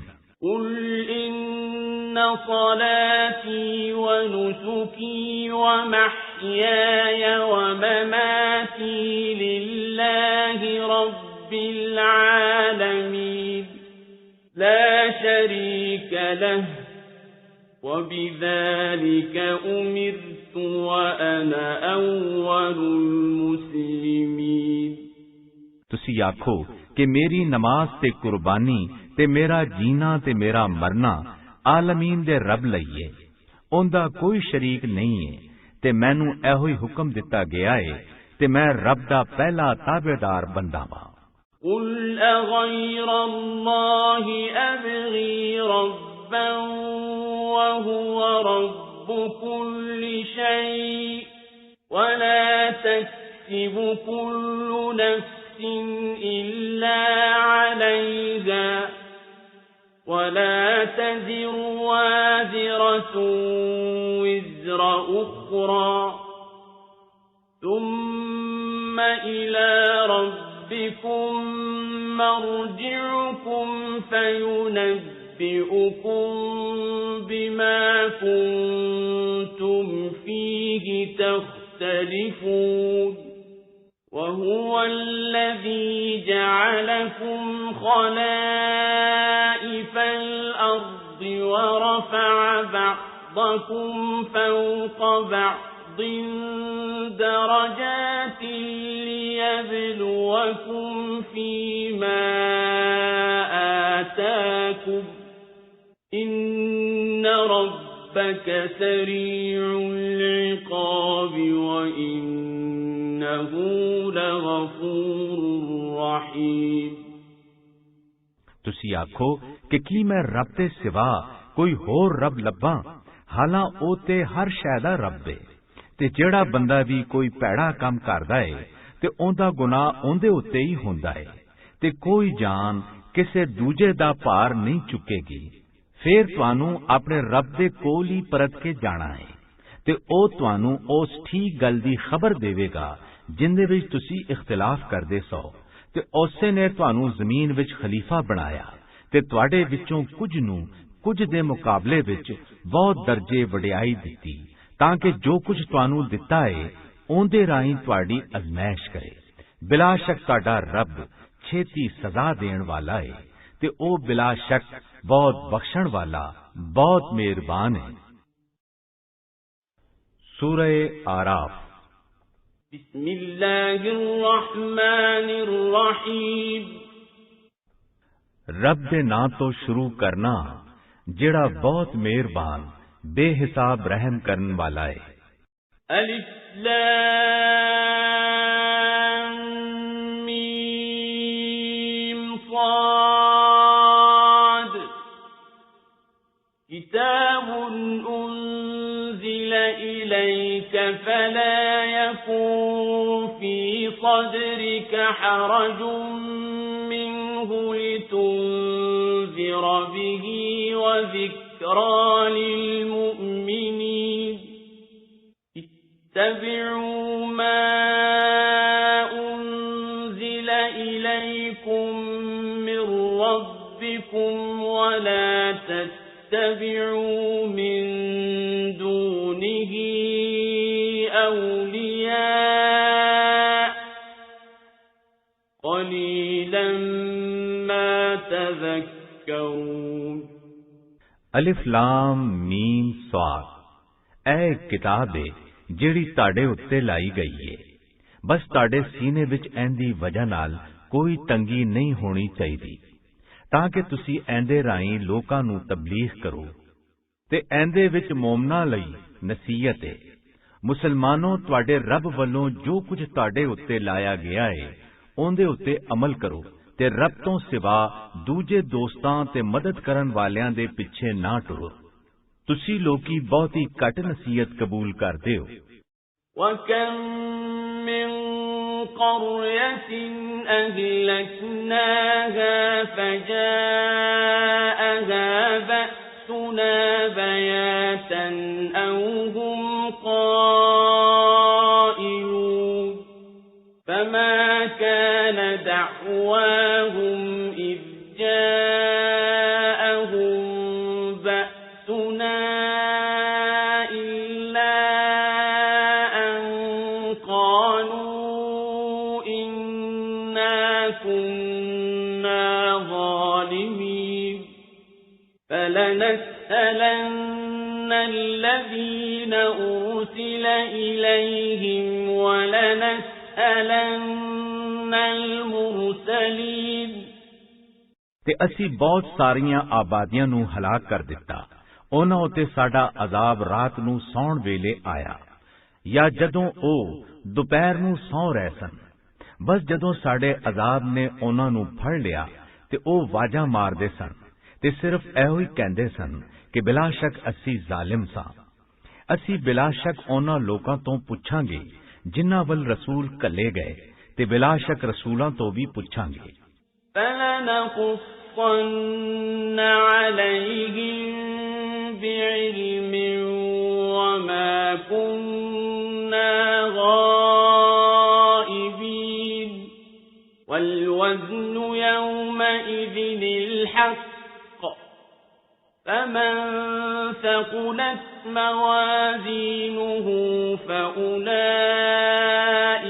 هُمُ الْمُفْلِحُونَ وَمَنْ خَفَّتْ مَوَازِينُهُ فَأُولَئِكَ الَّذِينَ خَسِرُوا أَنفُسَهُم بِمَا كَانُوا بِآيَاتِنَا يَظْلِمُونَ ਫਿਰ ਅਸੀਂ ਉਹਨਾਂ ਨੂੰ ਇਲਮ ਦੀ ਬੁਨਿਆਦ ਤੇ ਸਾਰਾ ਕੁਝ ਦੱਸਾਂਗੇ ਤੇ ਅਸੀਂ ਕਦੇ ਵੀ ਲੁਕੇ ਹੋਏ ਨਹੀਂ ਸਾਂ ਤੇ ਉਸ ਦਿਹਾੜੇ ਆਮਾਲ ਦਾ ਵਜ਼ਨ ਕੀਤਾ ਜਾਣਾ ਸੱਚੇ।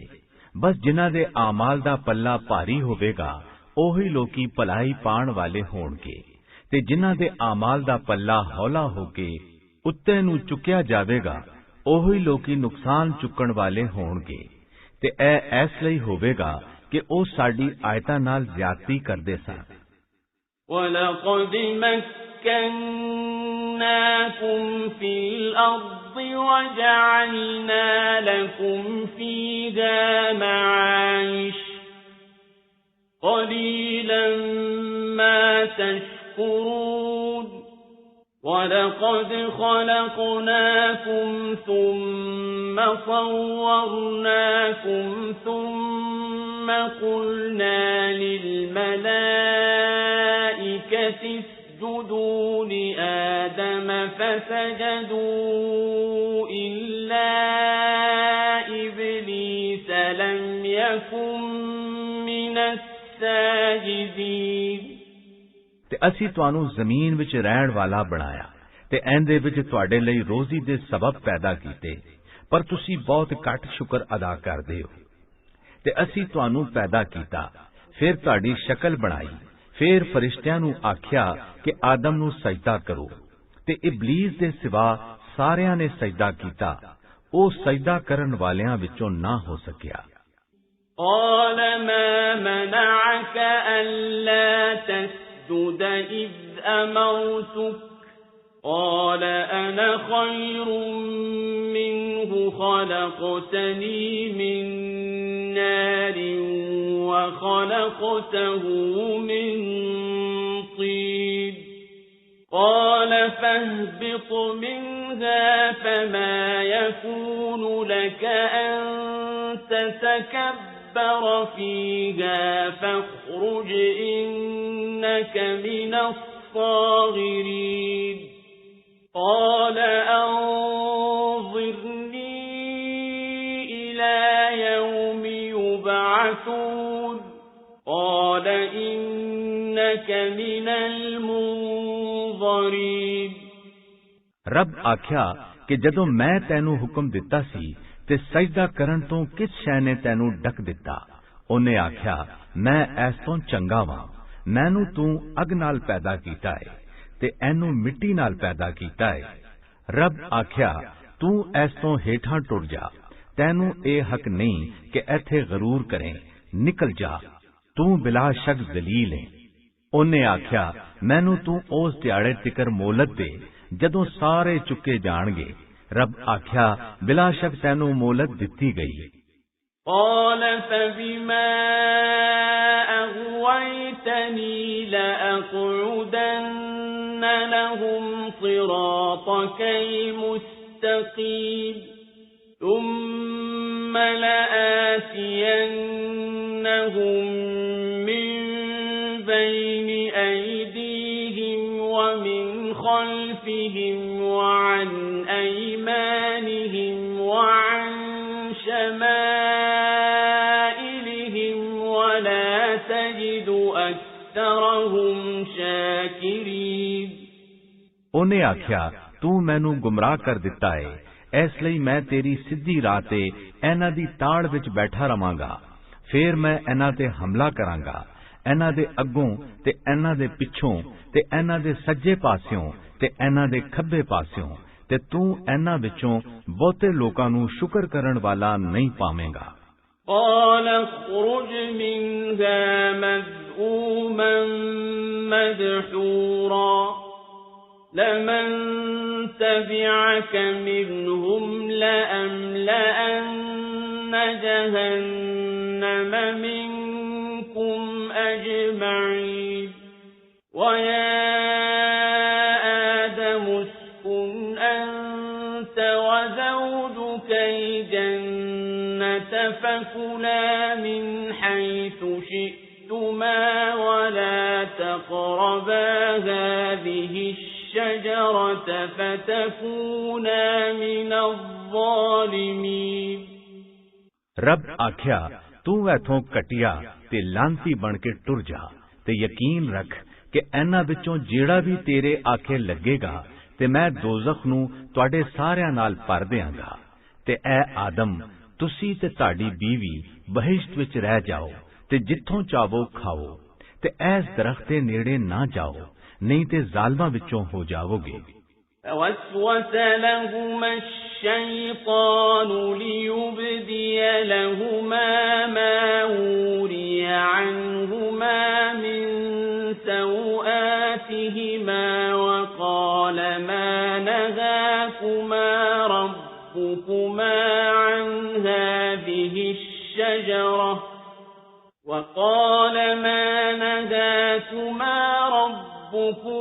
عن هذه الشجرة إلا أن تكونا ملكين أو تكونا من الخالدين وقاسمهما إني لكما لمن الناصحين ते शैतान ने इन्हां दोवां दे दिल विच शक पैदा कीता ताकि इन्हां दे पिंडे दा जेड़ा हिस्सा यानी शर्म वाली थां एक दूजे तो लुकिया होया सी, एनू दोवां दे सामने खोल देवे ते आख्या कि तुहाडे रब ने तुहानू इस दरख्त तो इसलिए डकिया है कि किधरे तुसी दोवें फरिश्ते ना बन जाओ या बहिश्त विच हमेश रहण वालियां विचों ना बन जाओ।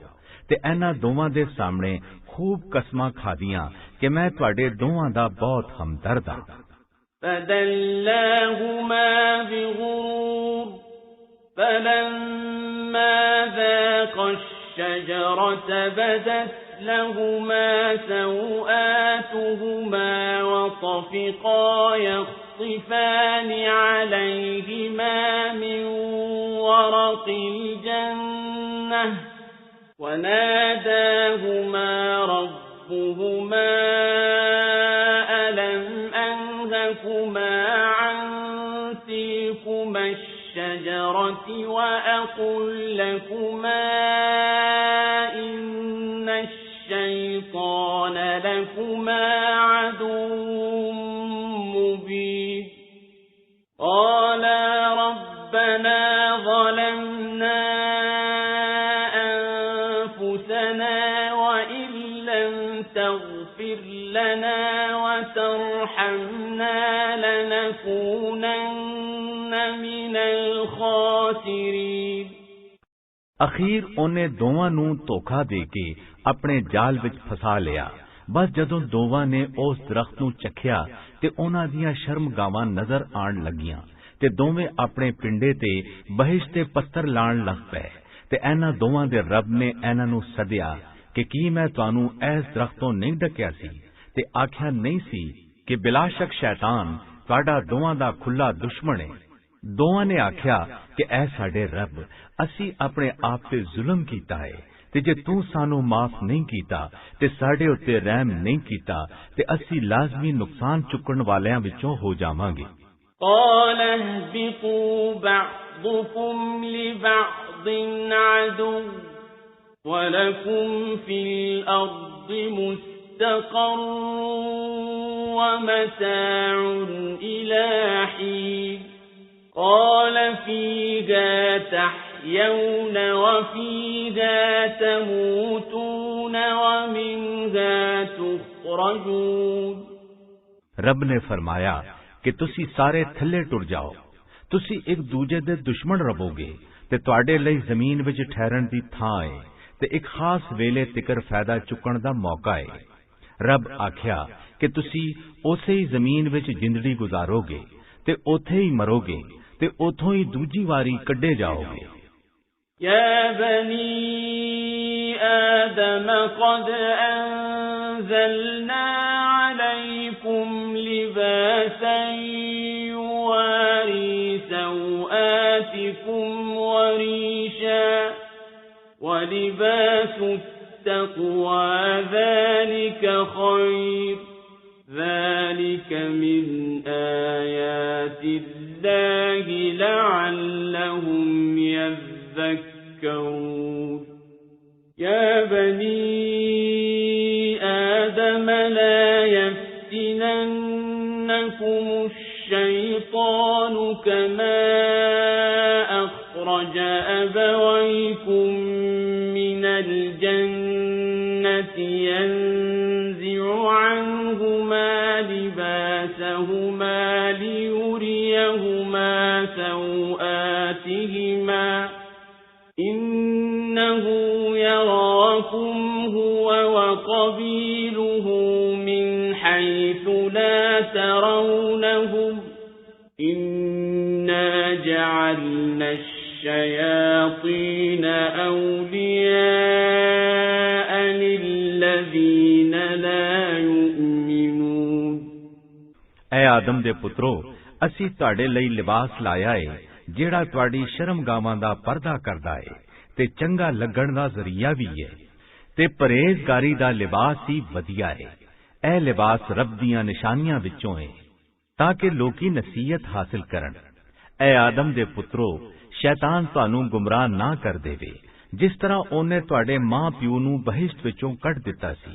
उन्हां दे लिबास वक कर दिते सन ताकि दोवां दे सामने एक दूजे दी शर्मगाह जाहिर कर देवे। बिलाशक ओ ते ओंदा जत्था तुहानू ओहो जिही थां तो वेखदा है जिथों तुसी उन्हां नू नहीं वेखदे हो। बिलाशक असी शैतानां नू उन्हां लोकां दा दोस्त बना दिता है जेड़े ईमान तो खाली हुंदे ने।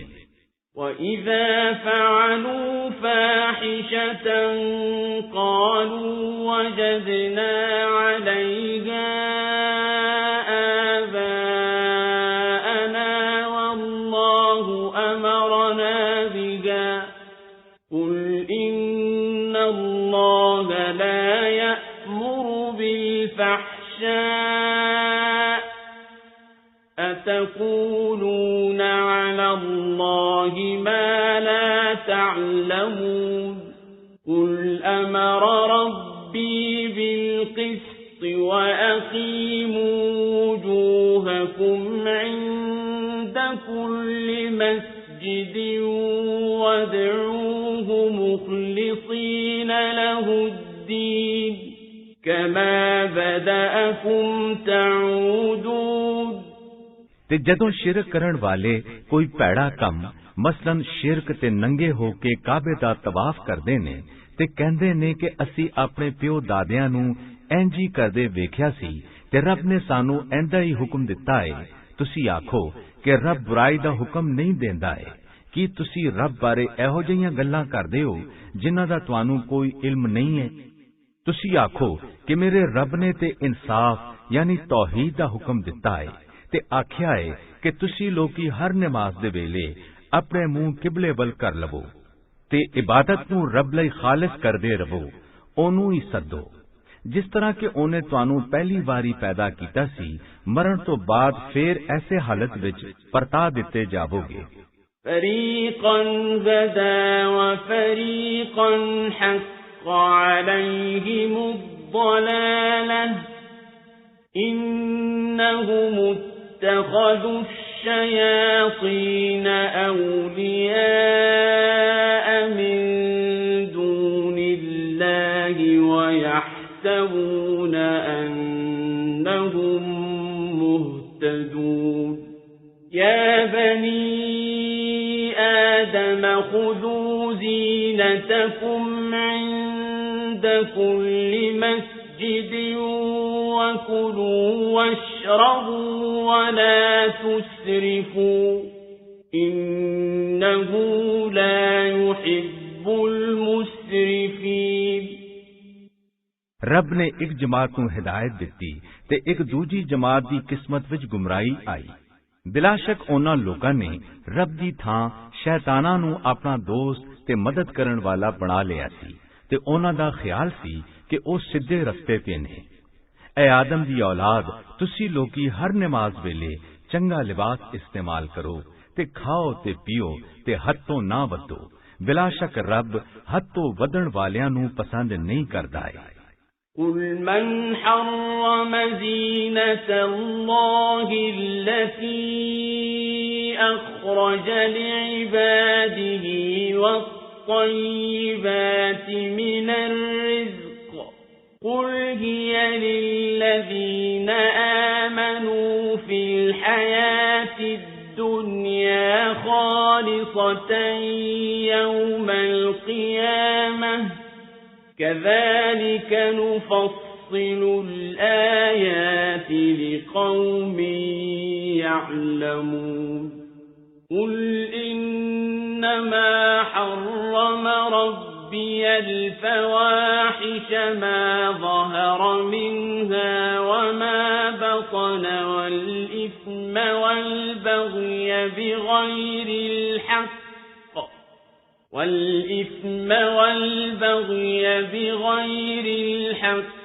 وَأَن تُشْرِكُوا بِاللَّهِ مَا لَمْ يُنَزِّلْ بِهِ سُلْطَانًا وَأَن تَقُولُوا عَلَى اللَّهِ مَا لَا تَعْلَمُونَ۔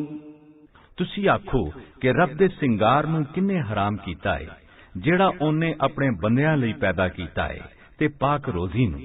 ਤੁਸੀਂ ਆਖੋ ਕਿ ਇਹ ਸ਼ੈਵਾਂ ਈਮਾਨ ਵਾਲਿਆਂ ਲਈ ਦੁਨੀਆ ਵਿੱਚ ਨੇ ਤੇ ਕਿਆਮਤ ਦਿਹਾੜੇ ਸਿਰਫ ਇਹਨਾਂ ਨੂੰ ਹੀ ਲੱਭਣਗੀਆਂ। ਅਸੀਂ ਆਪਣੀਆਂ ਆਇਤਾਂ ਉਹਨਾਂ ਲਈ ਜਿਹੜੇ ਇਲਮ ਰੱਖਦੇ ਨੇ ਇੰਜ ਹੀ ਖੋਲ ਕੇ ਬਿਆਨ ਕਰਨੇ ਹਾਂ। ਤੁਸੀਂ ਆਖੋ ਕਿ ਮੇਰੇ ਰੱਬ ਨੇ ਸਾਰੀਆਂ ਨਜ਼ਰ ਆਉਣ ਵਾਲੀਆਂ ਤੇ ਲੁਕੀਆਂ ਹੋਈਆਂ ਬੁਰਾਈਆਂ ਨੂੰ ਤੇ ਗੁਨਾਹ ਤੇ ਬਿਲਾ ਹਕ ਨਾਫਰਮਾਨੀ ਨੂੰ ਹਰਾਮ ਕਰ ਦਿੱਤਾ ਹੈ ਤੇ ਇਹ ਵੀ ਹਰਾਮ ਕਰ ਦਿੱਤਾ ਹੈ ਕਿ ਤੁਸੀਂ ਲੋਕੀ ਰੱਬ ਦਾ ਸ਼ਰੀਕ ਇਹੋ ਜਿਹੀਆਂ ਸ਼ੈਵਾਂ ਨੂੰ ਬਣਾਓ ਜਿਨ੍ਹਾਂ ਦੀ ਇਬਾਦਤ ਦਾ ਰੱਬ ਨੇ ਕੋਈ ਸਬੂਤ ਨਹੀਂ ਲਾਇਆ ਹੈ, ਤੇ ਇਹ ਵੀ ਕਿ ਤੁਸੀਂ ਰੱਬ ਬਾਰੇ ਉਹ ਗੱਲਾਂ ਕਰੋ ਜਿਨ੍ਹਾਂ ਦਾ ਤੁਹਾਨੂੰ ਇਲਮ ਨਹੀਂ ਹੈ। وَلِكُلِّ أُمَّةٍ أَجَلٌ فَإِذَا جَاءَ أَجَلُهُمْ لَا يَسْتَأْخِرُونَ سَاعَةً وَلَا يَسْتَقْدِمُونَ يَا بَنِي آدَمَ إِمَّا يَأْتِيَنَّكُمْ رُسُلٌ مِّنكُمْ يَقُصُّونَ عَلَيْكُمْ آيَاتِي فَمَنِ اتَّقَى وَأَصْلَحَ فَلَا خَوْفٌ عَلَيْهِمْ وَلَا هُمْ يَحْزَنُونَ। ਤੇ ਹਰ ਜਮਾਤ ਦਾ ਰੱਬ ਦੇ ਇਲਮ ਵਿੱਚ ਇੱਕ ਵਕਤ ਮੁਕਰਰ ਹੈ। ਜਦੋਂ ਉਹਨਾਂ ਦਾ ਵਕਤ ਆ ਜਾਂਦਾ ਹੈ ਤੇ ਇੱਕ ਘੜੀ ਨਾ ਪਿੱਛੇ ਹੁੰਦੇ ਨੇ ਨਾ ਅੱਗੇ। ਐ ਆਦਮ ਦੀ ਔਲਾਦ, ਜੇ ਤੁਹਾਡੇ ਕੋਲ ਤੁਹਾਡੇ ਵਿੱਚੋਂ ਹੀ ਮੇਰੇ ਰਸੂਲ ਆਣ ਜਿਹੜੇ ਤੁਹਾਨੂੰ ਮੇਰੀਆਂ ਆਇਤਾਂ ਪੜ੍ਹ ਕੇ ਸੁਣਾਣ, ਤੇ ਜਿਹੜਾ ਕੋਈ ਪਰਹੇਜ਼ਗਾਰੀ ਦੀ ਰਾਹ ਟੁਰੇਗਾ ਤੇ ਚੰਗੇ ਕੰਮ ਕਰੇਗਾ, ਉਹਨੂੰ ਨਾ ਅਗਲੇ ਵਕਤ ਦਾ ਕੋਈ ਡਰ ਹੋਵੇਗਾ ਤੇ ਨਾ ਪਿਛਲੇ ਦਾ ਕੋਈ ਦੁੱਖ। وَالَّذِينَ كَذَّبُوا بِآيَاتِنَا وَاسْتَكْبَرُوا عَنْهَا أُولَئِكَ أَصْحَابُ النَّارِ هُمْ فِيهَا خَالِدُونَ فَمَنْ أَظْلَمُ مِمَّنِ افْتَرَى عَلَى اللَّهِ كَذِبًا أَوْ كَذَّبَ بِآيَاتِهِ أُولَئِكَ يَنَالُهُمْ نَصِيبُهُم مِّنَ الْكِتَابِ حَتَّى إِذَا جَاءَتْهُمْ رُسُلُنَا يَتَوَفَّوْنَهُمْ قَالُوا أَيْنَ مَا كُنتُمْ تَدْعُونَ مِن دُونِ اللَّهِ قَالُوا ضَلُّوا عَنَّا وَشَهِدُوا عَلَى أَنفُسِهِمْ أَنَّهُمْ كَانُوا كَافِرِينَ। ਤੇ ਜਿਹੜੇ ਲੋਕੀ ਮੇਰੀਆਂ ਆਇਤਾਂ ਨੂੰ ਝੁਠਲਾਣਗੇ ਤੇ ਗਰੂਰ ਦੀ ਵਜ੍ਹਾ ਨਾਲ ਉਹਨਾਂ ਤੋਂ ਮੂੰਹ ਫੇਰਣਗੇ, ਉਹਨਾਂ ਦਾ ਹੀ ਟਿਕਾਣਾ ਦੋਜ਼ਖ ਹੋਵੇਗਾ, ਜਿੱਥੇ ਉਹ ਹਮੇਸ਼ ਲਈ ਰਹਿਣਗੇ। ਬਸ ਉਸ ਤੋਂ ਵੱਡਾ ਜ਼ਾਲਮ ਕਿਹੜਾ ਹੋਵੇਗਾ ਜਿਹੜਾ ਰੱਬ ਬਾਰੇ ਝੂਠੀ ਗੱਲ ਕਰੇ ਜਾਂ ਉਹਦੀ ਆਇਤਾਂ ਨੂੰ ਝੁਠਲਾਵੇ।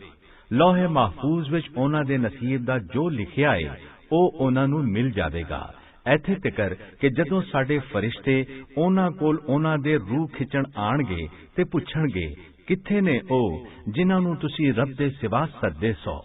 ਉਹ ਆਖਣਗੇ ਕਿ ਉਹ ਸਾਰੇ ਸਾਨੂੰ ਛੱਡ ਕੇ ਟੁਰ ਗਏ ਨੇ, ਤੇ ਮੰਨਣਗੇ ਕਿ ਉਹ ਬਿਲਾ ਸ਼ੱਕ ਕਾਫਰ ਸਨ। قَالَ ادْخُلُوا فِي أُمَمٍ قَدْ خَلَتْ مِن قَبْلِكُم مِّنَ الْجِنِّ وَالْإِنسِ فِي النَّارِ كُلَّمَا دَخَلَتْ أُمَّةٌ لَّعَنَتْ أُخْتَهَا حَتَّى إِذَا ادَّارَكُوا فِيهَا جَمِيعًا قَالَتْ أُخْرَاهُمْ لِأُولَاهُمْ رَبَّنَا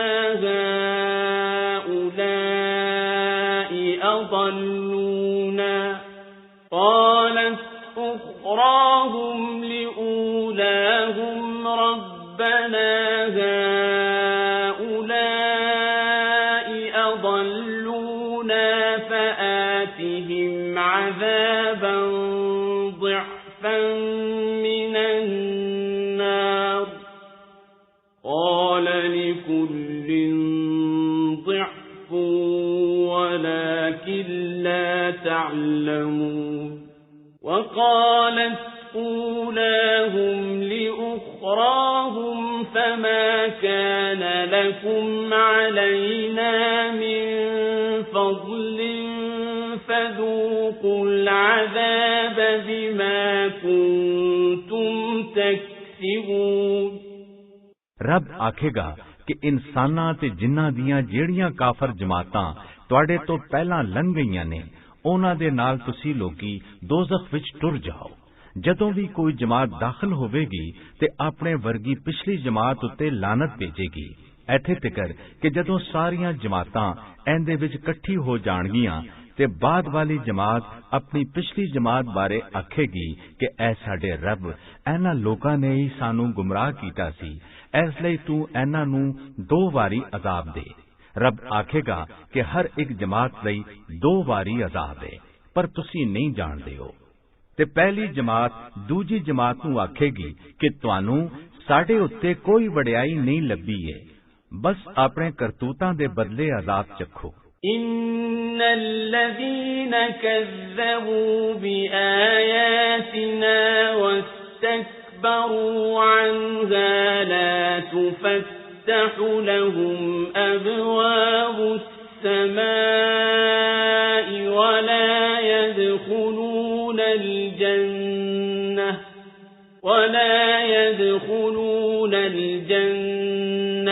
حتى يلج الجمل في سم الخياط وكذلك نجزي المجرمين لهم من جهنم مهاد ومن فوقهم غواش وكذلك نجزي الظالمين ਬਿਲਾਸ਼ਕ ਜਿਹੜੇ ਲੋਕੀ ਸਾਡੀਆਂ ਆਇਤਾਂ ਨੂੰ ਝੁਟਲਾਣਗੇ ਤੇ ਗਰੂਰ ਦੀ ਵਜ੍ਹਾ ਨਾਲ ਉਹਨਾਂ ਤੋਂ ਮੂੰਹ ਫੇਰ ਲੈਣਗੇ, ਉਹਨਾਂ ਲਈ ਅਸਮਾਨ ਦੇ ਬੂਹੇ ਨਹੀਂ ਖੋਲੇ ਜਾਣਗੇ ਤੇ ਉਹ ਬਹਿਸ਼ਤ ਵਿੱਚ ਦਾਖਲ ਨਹੀਂ ਹੋਣਗੇ, ਇੱਥੇ ਤਿਕਰ ਕਿ ਊਂਟ ਸੂਈ ਦੇ ਨੱਕੇ ਵਿੱਚ ਦਾਖਲ ਹੋ ਜਾਵੇ।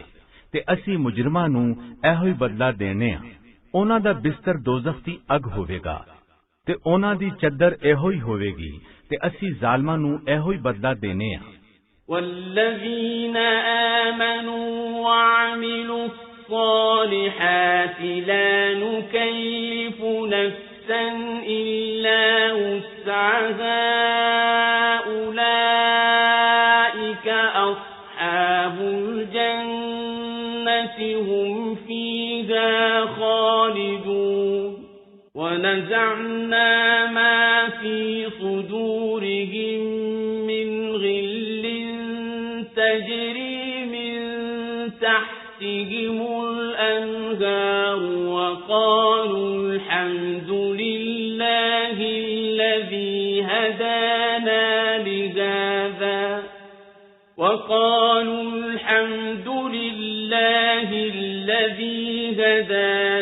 لهذا وما كنا لنهتدي لولا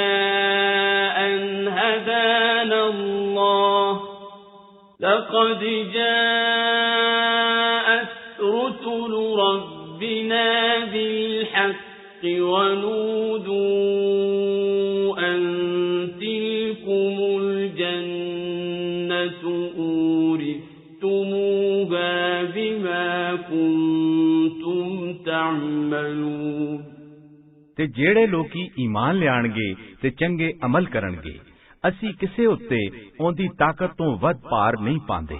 ਉਹੀ ਲੋਕੀ ਬਹਿਸ਼ਤੀ ਹੋਣਗੇ, ਉਹਦੇ ਵਿੱਚ ਹਮੇਸ਼ ਰਹਿਣਗੇ, ਤੇ ਅਸੀਂ ਉਹਨਾਂ ਦੇ ਸੀਨੇ ਵਿੱਚੋਂ ਹਰ ਕਿਸਮ ਦੀ ਦੁਸ਼ਮਣੀ ਕੱਢ ਦਿਆਂਗੇ।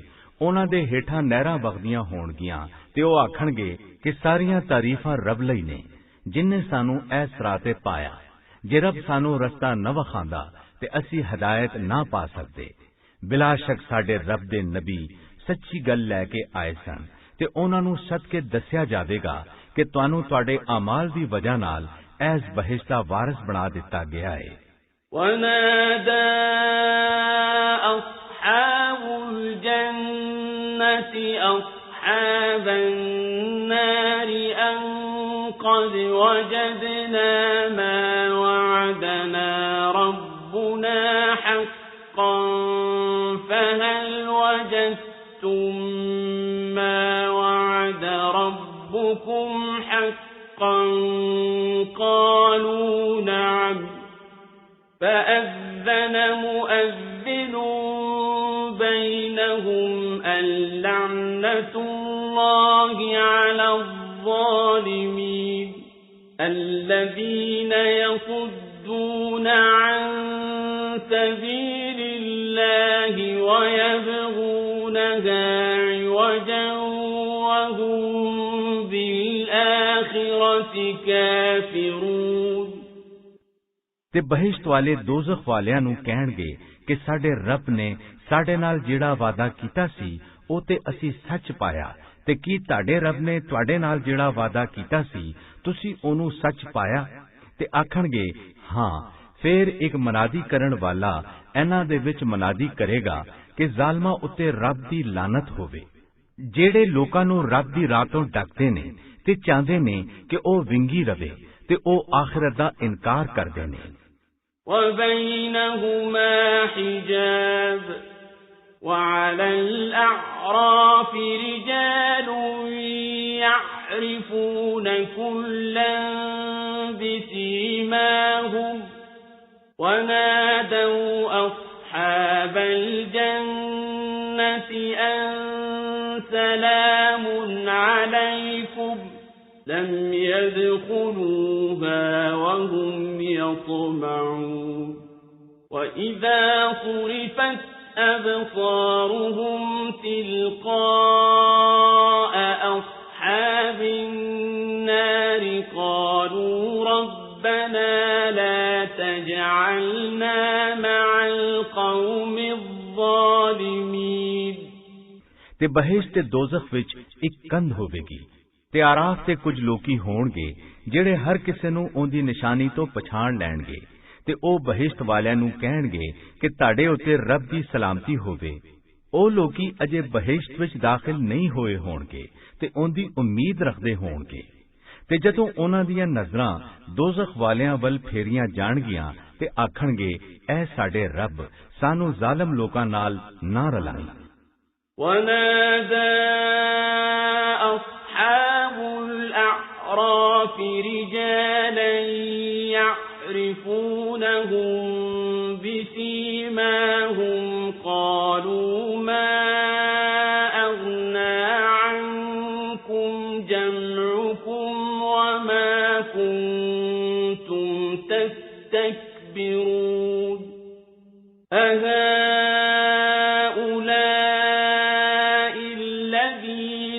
أَقْسَمْتُمْ لَا يَنَالُهُمُ اللَّهُ بِرَحْمَةٍ ادْخُلُوا الْجَنَّةَ لَا خَوْفٌ عَلَيْكُمْ وَلَا أَنْتُمْ تَحْزَنُونَ।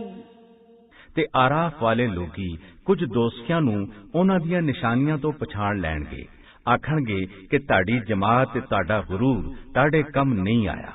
ਕੀ ਇਹੋ ਉਹ ਲੋਕੀ ਨੇ ਜਿਨ੍ਹਾਂ ਬਾਰੇ ਤੁਸੀਂ ਕਸਮਾਂ ਖਾਂਦੇ ਸੋ ਕਿ ਰੱਬ ਦੀ ਰਹਿਮਤ ਇਹਨਾਂ ਉੱਤੇ ਨਹੀਂ ਹੋਵੇਗੀ? ਫਿਰ ਰੱਬ ਇਹਨਾਂ ਨੂੰ ਆਖੇਗਾ ਕਿ ਤੁਸੀਂ ਲੋਕੀ ਬਹਿਸ਼ਤ ਵਿੱਚ ਦਾਖਲ ਹੋ ਜਾਓ, ਨਾ ਤੁਹਾਨੂੰ ਅੱਗੇ ਦਾ ਡਰ ਹੋਵੇਗਾ ਤੇ ਨਾ ਪਿੱਛੇ ਦਾ ਦੁੱਖ। وَنَادَى أَصْحَابُ النَّارِ أَصْحَابَ الْجَنَّةِ أَنْ أَفِيضُوا عَلَيْنَا مِنَ الْمَاءِ أَوْ مِمَّا رَزَقَكُمُ اللَّهُ قَالُوا إِنَّ اللَّهَ حَرَّمَهُمَا عَلَى الْكَافِرِينَ الَّذِينَ اتَّخَذُوا دِينَهُمْ لَهْوًا وَلَعِبًا وَغَرَّتْهُمُ الْحَيَاةُ الدُّنْيَا فَالْيَوْمَ نَنْسَاهُمْ كَمَا نَسُوا لِقَاءَ يَوْمِهِمْ هَذَا وَمَا كَانُوا بِآيَاتِنَا يَجْحَدُونَ۔ ਤੇ ਜੰਨਤ ਵਾਲਿਆਂ ਨੂੰ ਸੱਦਣਗੇ ਕਿ ਸਾਨੂੰ ਕੁਝ ਪਾਣੀ ਦੇ ਦਿਵੋ, ਜਾਂ ਰੱਬ ਨੇ ਤੁਹਾਨੂੰ ਜਿਹੜੀ ਰੋਜ਼ੀ ਦਿੱਤੀ ਏ ਉਹਦੇ ਵਿੱਚੋਂ ਕੁਝ ਦੇ ਦਿਵੋ। ਉਹ ਆਖਣਗੇ ਕਿ ਰੱਬ ਨੇ ਇਹ ਦੋਵੇਂ ਸ਼ੈਵਾਂ ਕਾਫਰਾਂ ਤੇ ਹਰਾਮ ਕਰ ਦਿੱਤੀਆਂ ਨੇ। ਜਿਨ੍ਹਾਂ ਨੇ ਭੈੜਿਆਂ ਕੰਮਾਂ ਨੂੰ ਆਪਣਾ ਦੀਨ ਬਣਾ ਲਿਆ ਸੀ ਤੇ ਦੁਨੀਆ ਦੀ ਜਿੰਦੜੀ ਨੇ ਇਹਨਾਂ ਨੂੰ ਧੋਖੇ ਵਿੱਚ ਪਾ ਦਿੱਤਾ ਸੀ ਤੇ ਅੱਜ ਅਸੀਂ ਇਹਨਾਂ ਨੂੰ ਭੁੱਲ ਜਾਵਾਂਗੇ ਜਿਸ ਤਰ੍ਹਾਂ ਉਹਨਾਂ ਨੇ ਇਸ ਦਿਹਾੜੇ ਦੀ ਮੁਲਾਕਾਤ ਨੂੰ ਭੁਲਾ ਦਿੱਤਾ ਸੀ ਤੇ ਇਸ ਲਈ ਕਿ ਉਹ ਸਾਡੀ ਆਇਤਾਂ ਨੂੰ ਝੁਟਲਾਉਂਦੇ ਸਨ। وَلَقَدْ جِئْنَاهُمْ بِكِتَابٍ فَصَّلْنَاهُ عَلَى عِلْمٍ هُدًى وَرَحْمَةً لِقَوْمٍ يُؤْمِنُونَ هَلْ يَنظُرُونَ إِلَّا تَأْوِيلَهُ يَوْمَ يَأْتِي تَأْوِيلُهُ يَقُولُ الَّذِينَ نَسُوهُ مِن قَبْلُ قَدْ جَاءَتْ رُسُلُ رَبِّنَا بِالْحَقِّ فَهَلْ لَنَا مِن شُفَعَاءَ فَيَشْفَعُوا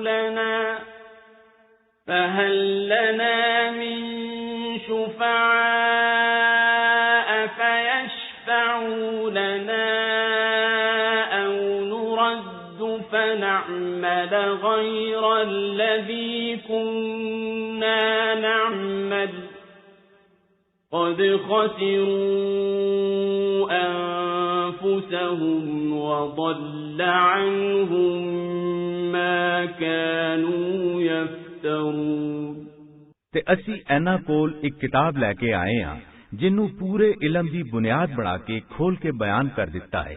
ਉਹ ਈਮਾਨ ਵਾਲਿਆਂ ਲਈ ਹਿਦਾਇਤ ਤੇ ਕਰਮ ਹੈ। ਕੀ ਉਹ ਲੋਕੀ ਸਿਰਫ ਕਿਆਮਤ ਆਉਣ ਨੂੰ ਉਡੀਕ ਰਹੇ ਨੇ ਜਿਸ ਦਿਹਾੜੇ ਉਹ ਆ ਜਾਵੇਗੀ ਉਸ ਦਿਹਾੜੇ ਉਹ ਲੋਕੀ ਜਿਹੜੇ ਇਹਨੂੰ ਭੁੱਲੇ ਹੋਏ ਸਨ ਆਖਣਗੇ ਕਿ ਸਾਡੇ ਰੱਬ ਦੇ ਨਬੀ ਸੱਚੀ ਗੱਲ ਲੈ ਕੇ ਆਏ ਸਨ। ਬਸ ਕੀ ਹੁਣ ਸਾਡੇ ਕੁਝ ਹਿਮਾਇਤੀ ਨੇ ਜਿਹੜੇ ਸਾਡੇ ਲਈ ਸਿਫਾਰਿਸ਼ ਕਰਨ ਜਾਂ ਅਸੀਂ ਦੁਨੀਆ ਵਿੱਚ ਪਰਤਾ ਦਿੱਤੇ ਜਾਈਏ ਤਾਂ ਕਿ ਜੋ ਕੁਝ ਅਸੀਂ ਪਹਿਲਾਂ ਕਰਦੇ ਰਹੇ ਹਾਂ ਉਹਦੀ ਥਾਂ ਚੰਗੇ ਕੰਮ ਕਰੀਏ। ਉਹਨਾਂ ਨੇ ਆਪਣੇ ਆਪ ਨੂੰ ਨੁਕਸਾਨ ਵਿੱਚ ਪਾ ਦਿੱਤਾ ਤੇ ਉਹਨਾਂ ਦੀਆਂ ਝੂਠੀਆਂ ਗੱਲਾਂ ਉਹਨਾਂ ਦੇ ਕੰਮ ਨਹੀਂ ਆਈਆਂ। إِنَّ رَبَّكُمُ اللَّهُ الَّذِي خَلَقَ السَّمَاوَاتِ وَالْأَرْضَ فِي 6 أَيَّامٍ ثُمَّ اسْتَوَى عَلَى الْعَرْشِ يُغْشِي اللَّيْلَ النَّهَارَ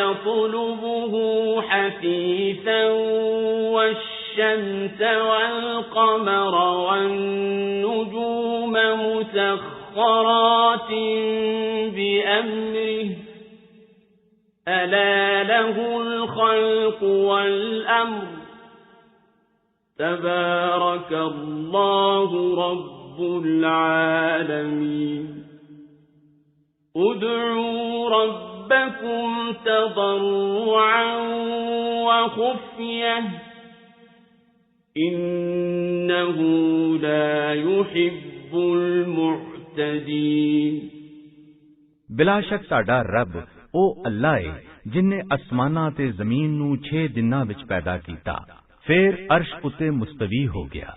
ਉਹ ਰਾਤ ਦੇ ਜ਼ਰੀਏ ਦਿਨ ਨੂੰ ਕਸ਼ ਦਿੰਦਾ ਹੈ। ਰਾਤ ਤੇਜ਼ੀ ਦੇ ਨਾਲ ਉਹਦੀ ਤਲਬ ਵਿੱਚ ਰਹਿੰਦੀ ਹੈ ਤੇ ਉਹਨੇ ਸੂਰਜ ਤੇ ਚੰਨ ਤੇ ਸਿਤਾਰਿਆਂ ਨੂੰ ਪੈਦਾ ਕੀਤਾ। ਇਹ ਸਾਰੇ ਉਹਦੇ ਹੁਕਮ ਦੇ ਤਾਬੇ ਨੇ। ਸਮਝ ਰੱਖੋ ਕਿ ਉਹ ਹੀ ਸਾਰਿਆਂ ਦਾ ਪੈਦਾ ਕਰਨ ਵਾਲਾ ਹੈ ਤੇ ਉਹਦਾ ਹੁਕਮ ਹੀ ਹਰ ਥਾਂ ਤੇ ਚੱਲਦਾ ਹੈ। ਆਲਮੀਨ ਦੇ ਰੱਬ ਦੀ ਜ਼ਾਤ ਬਹੁਤ ਹੀ ਬਰਕਤ ਵਾਲੀ ਹੈ। ਤੁਸੀਂ ਲੋਕੀ ਆਪਣੇ ਰੱਬ ਨੂੰ ਬਹੁਤ ਆਜਜ਼ੀ, ਇਨਕਿਸਾਰੀ ਤੇ ਖਾਮੋਸ਼ੀ ਨਾਲ ਪੁਕਾਰੋ। ਬਿਲਾ ਸ਼ੱਕ ਉਹ ਹੱਥੋਂ ਵਧਣ ਵਾਲਿਆਂ ਨੂੰ ਪਸੰਦ ਨਹੀਂ ਕਰਦਾ ਹੈ।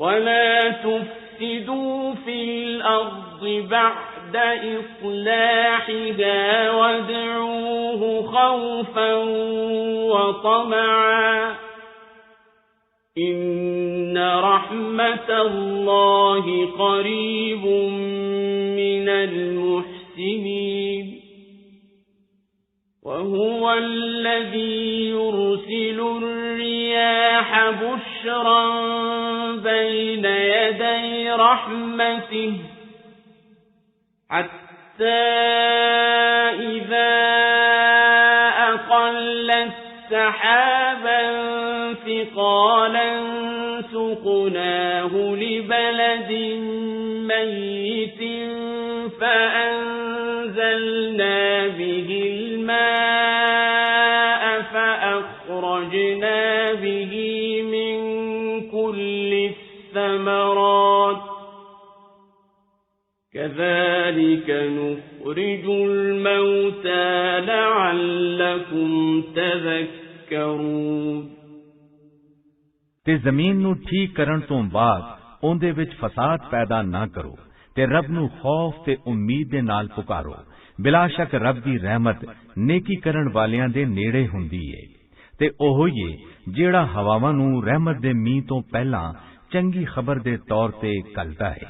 ਇੱਥੇ ਤਿਕਰ ਕਿ ਜਦੋਂ ਉਹ ਹਵਾਵਾਂ ਪਾਣੀ ਨਾਲ ਭਰੇ ਹੋਏ ਬਦਲਾਂ ਨੂੰ ਚੁੱਕ ਲਿਆਂਦੀਆਂ ਨੇ ਤੇ ਅਸੀਂ ਇਹਨੂੰ ਖੁਸ਼ਕ ਤੇ ਕਹਿਤ ਵਾਲੀ ਬਸਤੀ ਵੱਲ ਤੋਰ ਦੇਨੇ ਆ, ਫਿਰ ਉਹਦੇ ਵਿੱਚ ਮੀਂਹ ਵਰਸਾਨੇ ਆ ਤੇ ਉਹਦੇ ਵਿੱਚ ਹਰ ਕਿਸਮ ਦੇ ਫਲ ਪੈਦਾ ਕਰਨੇ ਆ। ਅਸੀਂ ਮੁਰਦਿਆਂ ਨੂੰ ਵੀ ਇੰਜ ਹੀ ਜਿਉਂਦਾ ਕਰਾਂਗੇ ਤਾਂ ਕਿ ਤੁਸੀਂ ਨਸੀਹਤ ਕਬੂਲ ਕਰੋ। والبلد الطيب يخرج نباته بإذن ربه والذي خبث لا يخرج إلا نكدا كذلك نصرف الآيات لقوم يشكرون لقد أرسلنا نوحا إلى قومه فقال يا قوم اعبدوا الله ما لكم من إله غيره إني أخاف عليكم عذاب يوم عظيم ਤੇ ਚੰਗੀ ਜ਼ਮੀਨ ਦਾ ਬੂਟਾ ਉਹਦੇ ਰੱਬ ਦੇ ਹੁਕਮ ਨਾਲ ਚੰਗਾ ਨਿਕਲਦਾ ਏ ਤੇ ਜਿਹੜੀ ਜ਼ਮੀਨ ਬੰਜਰ ਹੁੰਦੀ ਏ ਉਹਦਾ ਬੂਟਾ ਬਹੁਤ ਹੀ ਮਾੜਾ ਤੇ ਬੇਫਾਇਦਾ ਹੁੰਦਾ ਏ। ਅਸੀਂ ਸ਼ੁਕਰ ਕਰਨ ਵਾਲੇ ਲੋਕਾਂ ਲਈ ਆਪਣੀ ਆਇਤਾਂ ਨੂੰ ਇੰਜੀ ਵੱਖਰੇ ਅੰਦਾਜ਼ ਵਿੱਚ ਬਿਆਨ ਕਰਨੇ ਆ। ਅਸੀਂ ਨੂਹ ਅਲੈਹਿਸਸਲਾਮ ਨੂੰ ਉਹਨਾਂ ਦੀ ਕੌਮ ਵੱਲ ਨਬੀ ਬਣਾ ਕੇ ਘੱਲਿਆ ਤੇ ਉਹਨਾਂ ਆਖਿਆ ਕਿ ਐ ਮੇਰੀ ਕੌਮ, ਤੁਸੀਂ ਲੋਕੀ ਰੱਬ ਦੀ ਇਬਾਦਤ ਕਰੋ, ਉਹਦੇ ਸਿਵਾ ਤੁਹਾਡਾ ਕੋਈ ਮਾਬੂਦ ਨਹੀਂ ਹੈ। ਮੈਂ ਤੁਹਾਡੇ ਬਾਰੇ ਵਿੱਚ ਇੱਕ ਵੱਡੇ ਧਿਆੜੇ ਦੇ ਅਜ਼ਾਬ ਤੋਂ ਡਰਨਾ ਆ। قال الملأ من قومه إنا لنراك في ضلال مبين قال يا قوم ليس بي ضلالة ولكني رسول من رب العالمين أبلغكم رسالات ربي وأنصح لكم وأعلم من الله ما لا تعلمون ਉਹਨਾਂ ਦੀ ਕੌਮ ਦੇ ਸਰਦਾਰਾਂ ਆਖਿਆ, ਬਿਲਾਸ਼ੱਕ ਅਸੀਂ ਤੁਹਾਨੂੰ ਖੁੱਲੀ ਗੁੰਮਰਾਹੀ ਵਿੱਚ ਵੇਖ ਰਹੇ ਹਾਂ। ਨੂਹ ਅਲੈਹਿਸਸਲਾਮ ਨੇ ਆਖਿਆ ਕਿ ਐ ਮੇਰੀ ਕੌਮ, ਮੈਂ ਗੁੰਮਰਾਹ ਨਹੀਂ ਹਾਂ ਬਲਕਿ ਆਲਮੀਨ ਦੇ ਰੱਬ ਦਾ ਇੱਕ ਰਸੂਲ ਹਾਂ। ਮੈਂ ਆਪਣੇ ਰੱਬ ਦੇ ਪੈਗਾਮ ਤੁਹਾਡੇ ਤੱਕ ਪਹੁੰਚਾਣਾ ਵਾਂ ਤੇ ਤੁਹਾਡਾ ਭਲਾ ਚਾਹਨਾ ਵਾਂ ਤੇ ਮੈਂ ਰੱਬ ਵੱਲੋਂ ਉਹ ਕੁਝ ਜਾਣਨਾ ਜੋ ਤੁਸੀਂ ਲੋਕੀ ਨਹੀਂ ਜਾਣਦੇ। أَوَعَجِبْتُمْ أَنْ جَاءَكُمْ ذِكْرٌ مِّن رَّبِّكُمْ عَلَى رَجُلٍ مِّنكُمْ لِيُنذِرَكُمْ وَلِتَتَّقُوا وَلَعَلَّكُمْ تُرْحَمُونَ فَكَذَّبُوهُ فَأَنجَيْنَاهُ وَالَّذِينَ مَعَهُ فِي الْفُلْكِ وَأَغْرَقْنَا الَّذِينَ كَذَّبُوا بِآيَاتِنَا إِنَّهُمْ كَانُوا قَوْمًا عَمِينَ ਕੀ ਤੁਹਾਨੂੰ ਇਸ ਗੱਲ ਤੇ ਹੈਰਾਨੀ ਹੈ ਕਿ ਤੁਹਾਡੇ ਰੱਬ ਦੀ ਵਹੀ ਤੁਹਾਡੇ ਵਿੱਚੋਂ ਹੀ ਇੱਕ ਬੰਦੇ ਤੇ ਆਈ ਏ ਤਾਂ ਕਿ ਤੁਹਾਨੂੰ ਡਰਾਵੇ ਤੇ ਤਾਂ ਕਿ ਤੁਸੀਂ ਰੱਬ ਤੋਂ ਡਰੋ ਤੇ ਤਾਂ ਕਿ ਤੁਹਾਡੇ ਉੱਤੇ ਰੱਬ ਦੀ ਰਹਿਮਤ ਹੋਵੇ। ਬਸ ਉਹਨਾਂ ਲੋਕਾਂ ਨੇ ਉਹਨੂੰ ਝੁਟਲਾਇਆ ਤੇ ਅਸੀਂ ਉਹਨੂੰ ਤੇ ਉਹਦੇ ਨਾਲ ਕਸ਼ਤੀ ਵਿੱਚ ਸਵਾਰ ਲੋਕਾਂ ਨੂੰ ਨਜਾਤ ਦੇ ਦਿੱਤੀ ਤੇ ਜਿਨ੍ਹਾਂ ਲੋਕਾਂ ਨੇ ਸਾਡੀਆਂ ਆਇਤਾਂ ਨੂੰ ਝੁਟਲਾਇਆ ਸੀ ਉਹਨਾਂ ਨੂੰ ਡੋਬ ਦਿੱਤਾ। ਬਿਲਾਸ਼ੱਕ ਉਹ ਲੋਕੀ ਅੰਨੇ ਸਨ। وَإِلَى عَادٍ أَخَاهُمْ هُودًا قَالَ يَا قَوْمِ اعْبُدُوا اللَّهَ مَا لَكُمْ مِنْ إِلَٰهٍ غَيْرُهُ أَفَلَا تَتَّقُونَ قَالَ الْمَلَأُ الَّذِينَ كَفَرُوا مِنْ قَوْمِهِ إِنَّا لَنَرَاكَ فِي سَفَاهَةٍ وَإِنَّا لَنَظُنُّكَ مِنَ الْكَاذِبِينَ قَالَ يَا قَوْمِ لَيْسَ بِي سَفَاهَةٌ وَلَكِنِّي رَسُولٌ مِّن رَّبِّ الْعَالَمِينَ أُبَلِّغُكُمْ رِسَالَاتِ رَبِّي وَأَنَا لَكُمْ نَاصِحٌ أَمِينٌ ਤੇ ਅਸੀਂ ਆਦ ਵੱਲ ਉਹਨਾਂ ਦੇ ਭਰਾ ਹੂਦ ਨੂੰ ਘੱਲਿਆ। ਉਹਨੇ ਆਖਿਆ, ਐ ਮੇਰੀ ਕੌਮ, ਤੁਸੀਂ ਲੋਕੀ ਰੱਬ ਦੀ ਇਬਾਦਤ ਕਰੋ, ਉਹਦੇ ਸਿਵਾ ਤੁਹਾਡਾ ਕੋਈ ਮਾਬੂਦ ਨਹੀਂ ਹੈ, ਤੇ ਕੀ ਤੁਸੀਂ ਲੋਕੀ ਪਰਹੇਜ਼ਗਾਰ ਨਹੀਂ ਬਣੋਗੇ? ਉਸ ਕੌਮ ਦੇ ਜਿਨ੍ਹਾਂ ਸਰਦਾਰਾਂ ਨੇ ਕੁਫਰ ਦੀ ਰਾਹ ਫੜੀ, ਉਹਨਾਂ ਨੇ ਆਖਿਆ ਕਿ ਅਸੀਂ ਤੇ ਤੈਨੂੰ ਬੇਵਕੂਫ ਸਮਝ ਰਹੇ ਹਾਂ ਤੇ ਬਿਲਾਸ਼ੱਕ ਅਸੀਂ ਤੈਨੂੰ ਝੂਠਾ ਸਮਝ ਰਹੇ ਹਾਂ। ਹੂਦ ਨੇ ਆਖਿਆ, ਐ ਮੇਰੀ ਕੌਮ, ਮੈਂ ਬੇਵਕੂਫ ਨਹੀਂ ਹਾਂ, ਬਲਕਿ ਮੈਂ ਤੇ ਆਲਮੀਨ ਦੇ ਰੱਬ ਦਾ ਇੱਕ ਰਸੂਲ ਹਾਂ। ਮੈਂ ਤੇ ਤੁਹਾਨੂੰ ਆਪਣੇ ਰੱਬ ਦੇ ਪੈਗਾਮ ਪਹੁੰਚਾ ਰਿਹਾ ਹਾਂ ਤੇ ਮੈਂ ਤੁਹਾਡਾ ਸੱਚਾ ਅਮਾਨਤਦਾਰ ਹਾਂ। أَوَعَجِبْتُمْ أَنْ جَاءَكُمْ ذِكْرٌ مِّن رَّبِّكُمْ عَلَى رَجُلٍ مِّنكُمْ لِيُنذِرَكُمْ واذكروا إذ جعلكم خلفاء من بعد قوم نوح وزادكم في الخلق بسطة فاذكروا آلاء الله لعلكم تفلحون قالوا أجئتنا لنعبد الله وحده ونذر ما كان يعبد آباؤنا فأتنا بما تعدنا إن كنت من الصادقين ਕੀ ਤੁਹਾਨੂੰ ਇਸ ਗੱਲ ਤੇ ਹੈਰਾਨੀ ਹੈ ਕਿ ਤੁਹਾਡੇ ਰੱਬ ਦੀ ਵਹੀ ਤੁਹਾਡੇ ਵਿੱਚੋਂ ਹੀ ਇੱਕ ਬੰਦੇ ਤੇ ਆਈ ਏ ਤਾਂ ਕਿ ਤੁਹਾਨੂੰ ਡਰਾਵੇ? ਤੇ ਯਾਦ ਕਰੋ ਜਦੋਂ ਰੱਬ ਨੇ ਤੁਹਾਨੂੰ ਨੂਹ ਦੀ ਕੌਮ ਦੇ ਬਾਅਦ ਆਪਣਾ ਖਲੀਫਾ ਬਣਾਇਆ ਤੇ ਦੂਜਿਆਂ ਦੇ ਮੁਕਾਬਲੇ ਵਿੱਚ ਤੁਹਾਨੂੰ ਬਹੁਤੀ ਤਾਕਤ ਤੇ ਜਿਸਮ عطا ਕੀਤਾ। ਬਸ ਤੁਸੀਂ ਰੱਬ ਦੀਆਂ ਨਿਮਤਾਂ ਨੂੰ ਯਾਦ ਕਰੋ ਤਾਂ ਕਿ ਕਾਮਯਾਬ ਹੋ ਜਾਓ। ਉਹਨਾਂ ਨੇ ਆਖਿਆ, ਕੀ ਤੁਸੀਂ ਸਾਡੇ ਕੋਲ ਇਸ ਲਈ ਆਏ ਹੋ ਕਿ ਅਸੀਂ ਸਿਰਫ ਇੱਕ ਰੱਬ ਦੀ ਇਬਾਦਤ ਕਰੀਏ ਤੇ ਉਹਨਾਂ ਮਾਬੂਦਾਂ ਨੂੰ ਛੱਡ ਦਈਏ ਜਿਨ੍ਹਾਂ ਦੀ ਸਾਡੇ ਪਿਓ ਦਾਦੇ ਇਬਾਦਤ ਕਰਦੇ ਸਨ? ਬਸ ਜੇ ਤੂੰ ਸੱਚਾ ਹੈ ਤੇ ਉਹ ਅਜ਼ਾਬ ਲੈ ਆ ਜਿਨ੍ਹਾਂ ਤੂੰ ਸਾਡੇ ਨਾਲ ਵਾਅਦਾ ਕਰਨਾ ਹੈ। قال قد وقع عليكم من ربكم رجس وغضب أتجادلونني في أسماء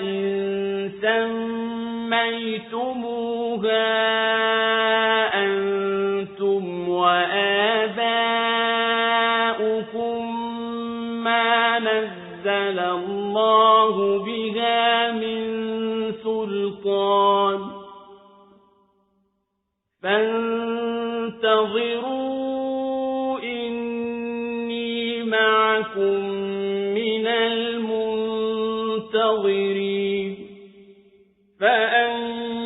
فأنجيناه والذين معه برحمة منا وقطعنا دابر الذين كذبوا بآياتنا وما كانوا مؤمنين ਹੂਦ ਨੇ ਆਖਿਆ, ਤੁਹਾਡੇ ਉੱਤੇ ਤੁਹਾਡੇ ਰੱਬ ਵੱਲੋਂ ਅਜ਼ਾਬ ਤੇ ਸਜ਼ਾ ਆ ਕੇ ਰਹੇਗੀ।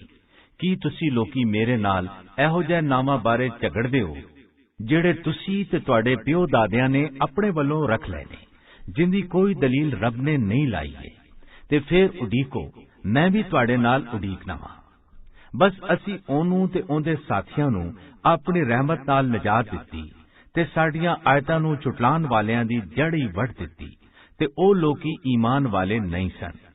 وَإِلَى ثَمُودَ أَخَاهُمْ صَالِحًا قَالَ يَا قَوْمِ اعْبُدُوا اللَّهَ مَا لَكُمْ مِنْ إِلَٰهٍ غَيْرُهُ قَدْ جَاءَتْكُمْ بَيِّنَةٌ مِّن رَّبِّكُمْ هَٰذِهِ نَاقَةُ اللَّهِ لَكُمْ آيَةً فَذَرُوهَا تَأْكُلْ فِي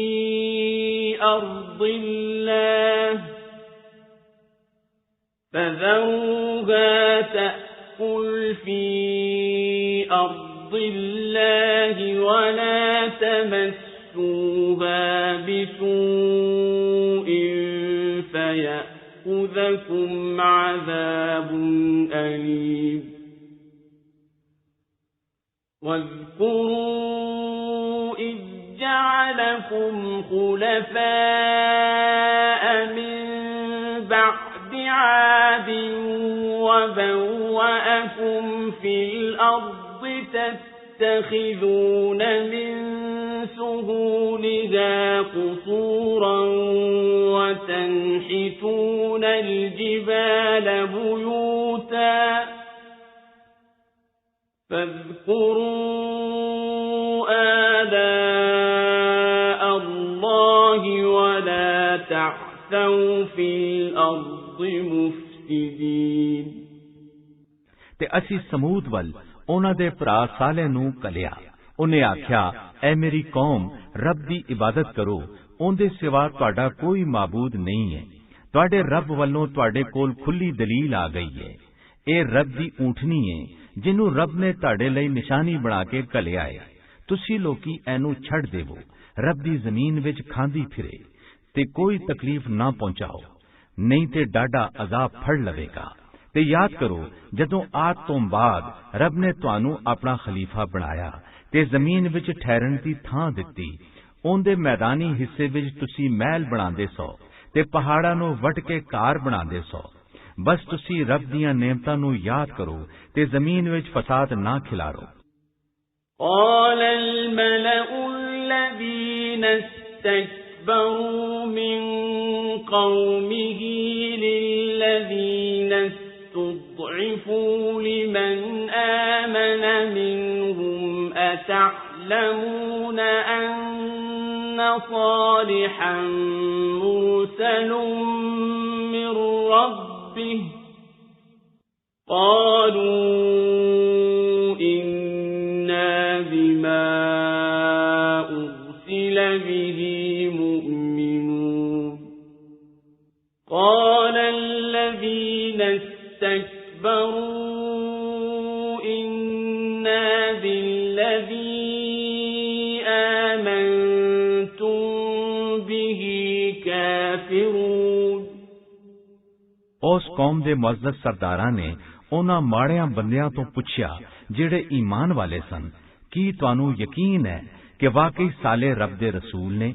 ਉਹਨਾਂ ਨੇ ਆਖਿਆ ਕਿ ਅਸੀਂ ਤੇ ਉਸ ਸ਼ੈ ਤੇ ਈਮਾਨ ਲੈ ਆਏ ਹਾਂ ਜਿਹੜੀ ਉਹ ਦੇ ਕੇ ਘੱਲੇ ਗਏ ਨੇ।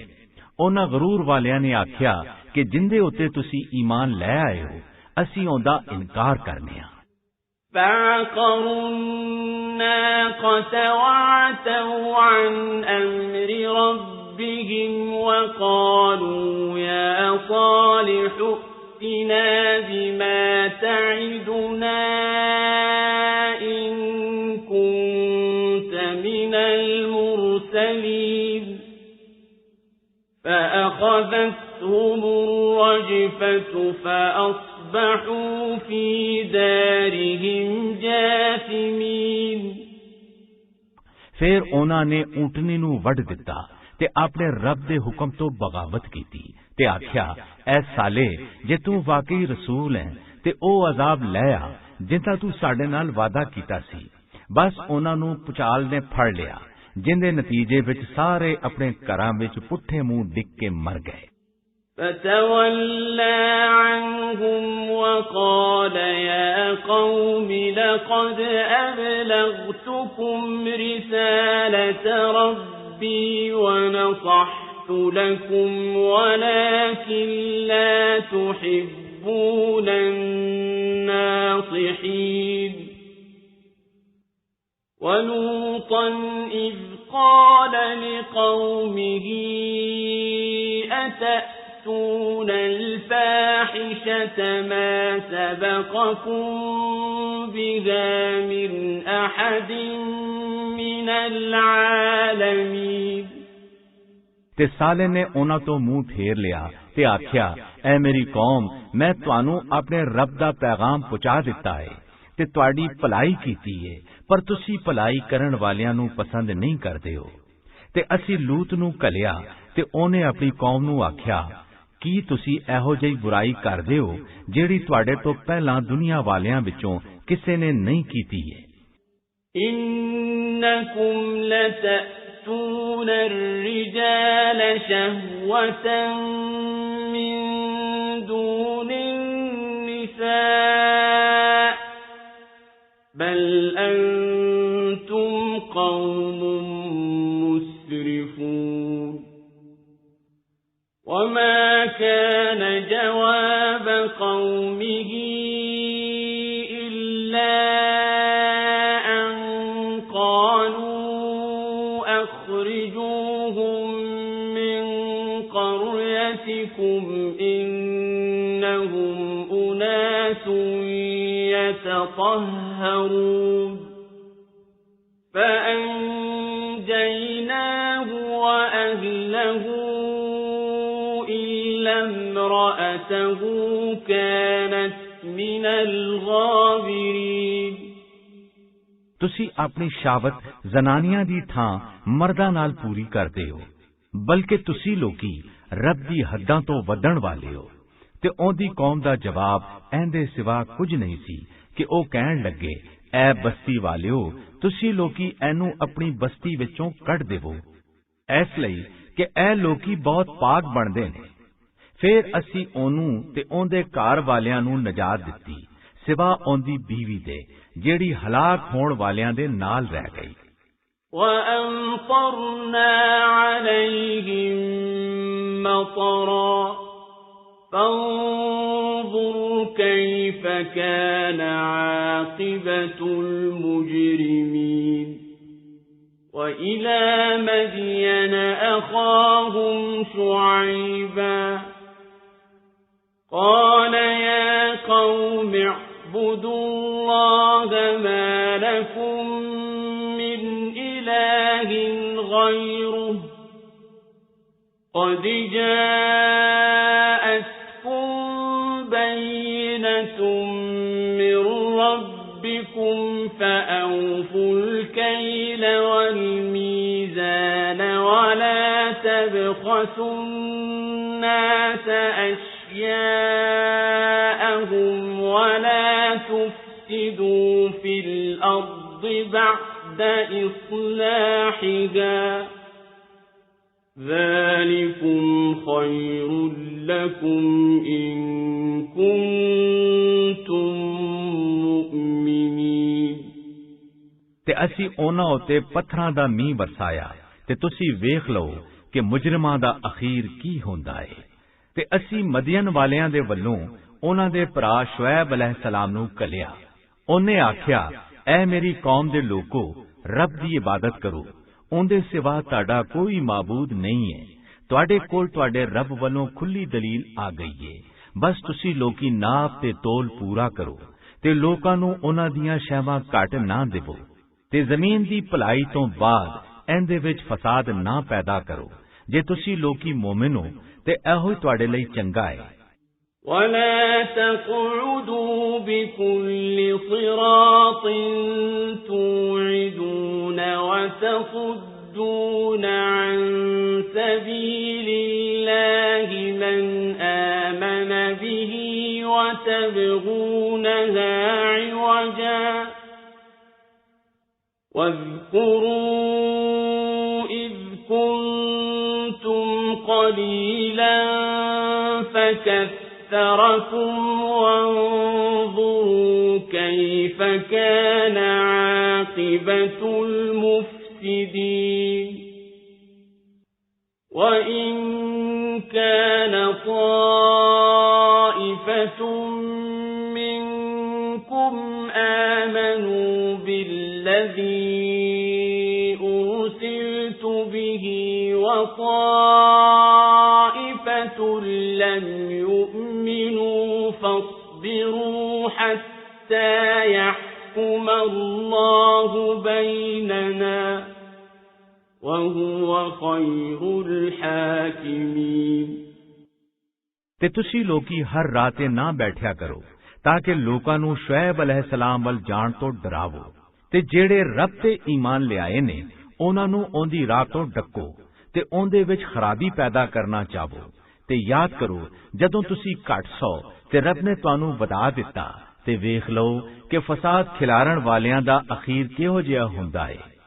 जे तुहाडी एक जमात उस शै ते ईमान लै आई है जिंदे नाल मैं कलिया गया वां ते एक जमात ईमान नहीं लियाई है ते सबर करो इत्थे तिकर कि रब साडे विच फैसला कर देवे ते ओ सारियां तो चंगा फैसला करन वाला है।